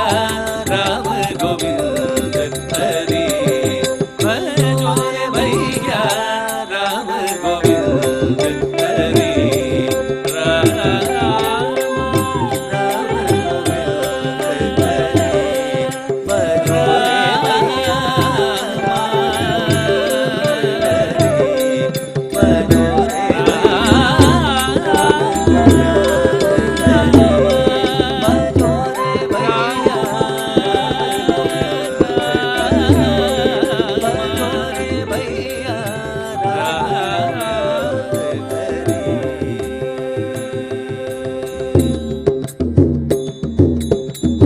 संतत संपद मुख के कारण संतत संपद सुख के कारण जासो भूल भरी जासो भूल भरी संतत संपद सुख के कारण संतत संपद सुख के कारण जासो भूल भरी जासो भूल भरी भजो रे भैया राम गोविंद हरि भजो रे भैया राम गोविंद हरि भजो रे भैया राम गोविंद हरि भजो रे भैया राम गोविंद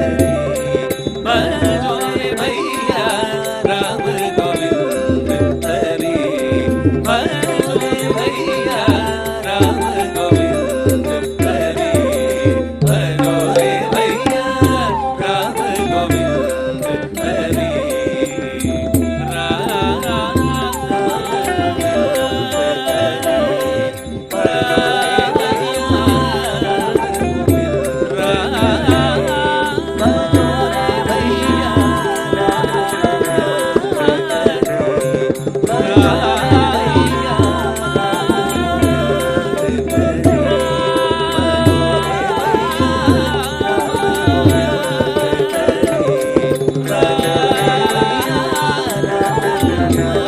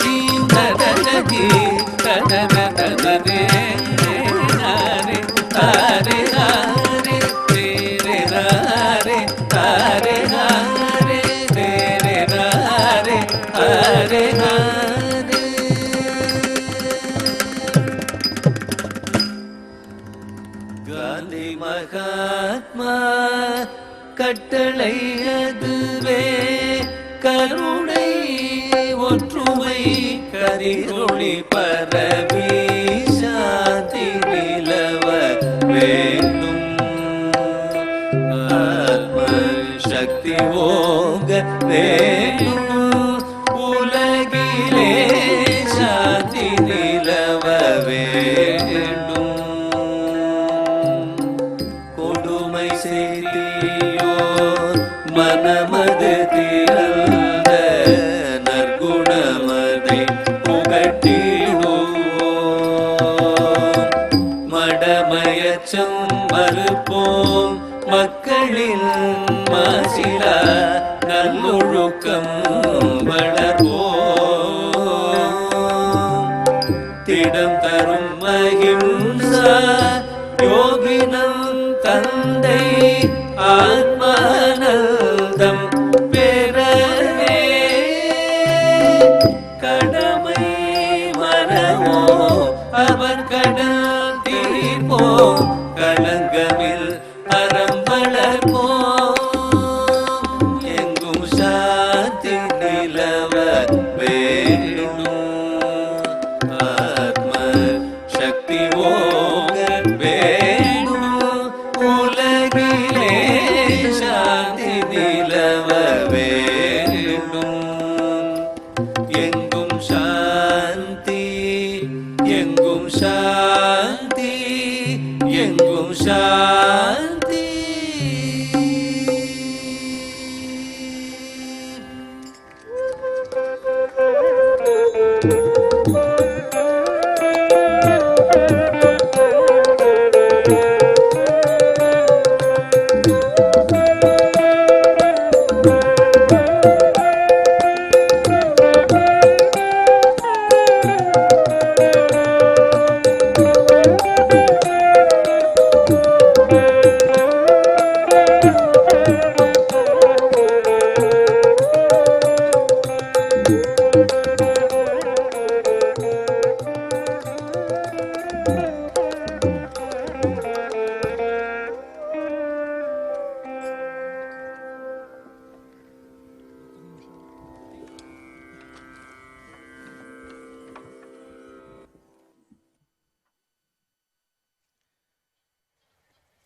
सांस्कृतिक विरासत की छटा बिखरती हुई शोर मंदिर का परिसर आज इतिहास के पन्नों को टटोल रहा होगा जब इसका वैभव अपने चरम पर था।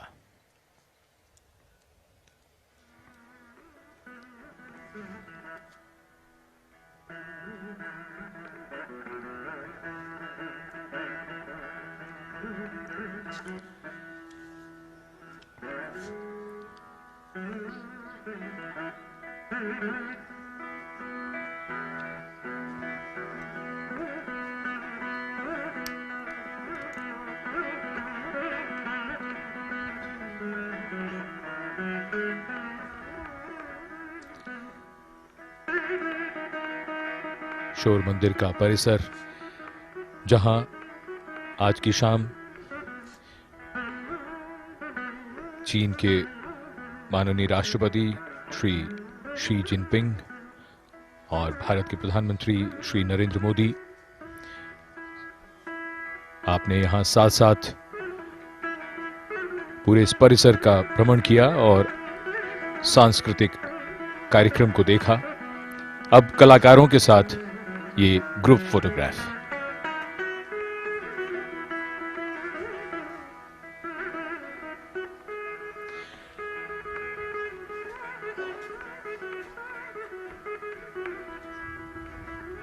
अनौपचारिक बैठकों के ये बड़े ही खूबसूरत और यादगार पल कलाकारों के लिए जीवन भर संजो कर रखने वाली यादें।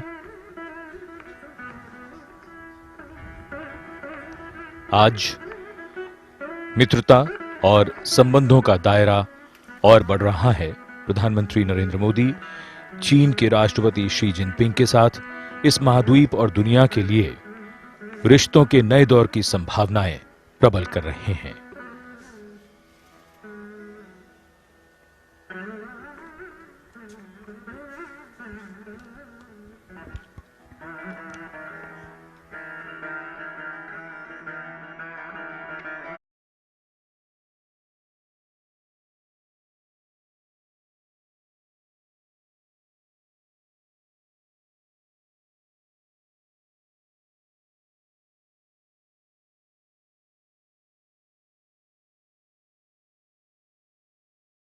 display and available for the Chinese delegation to enjoy.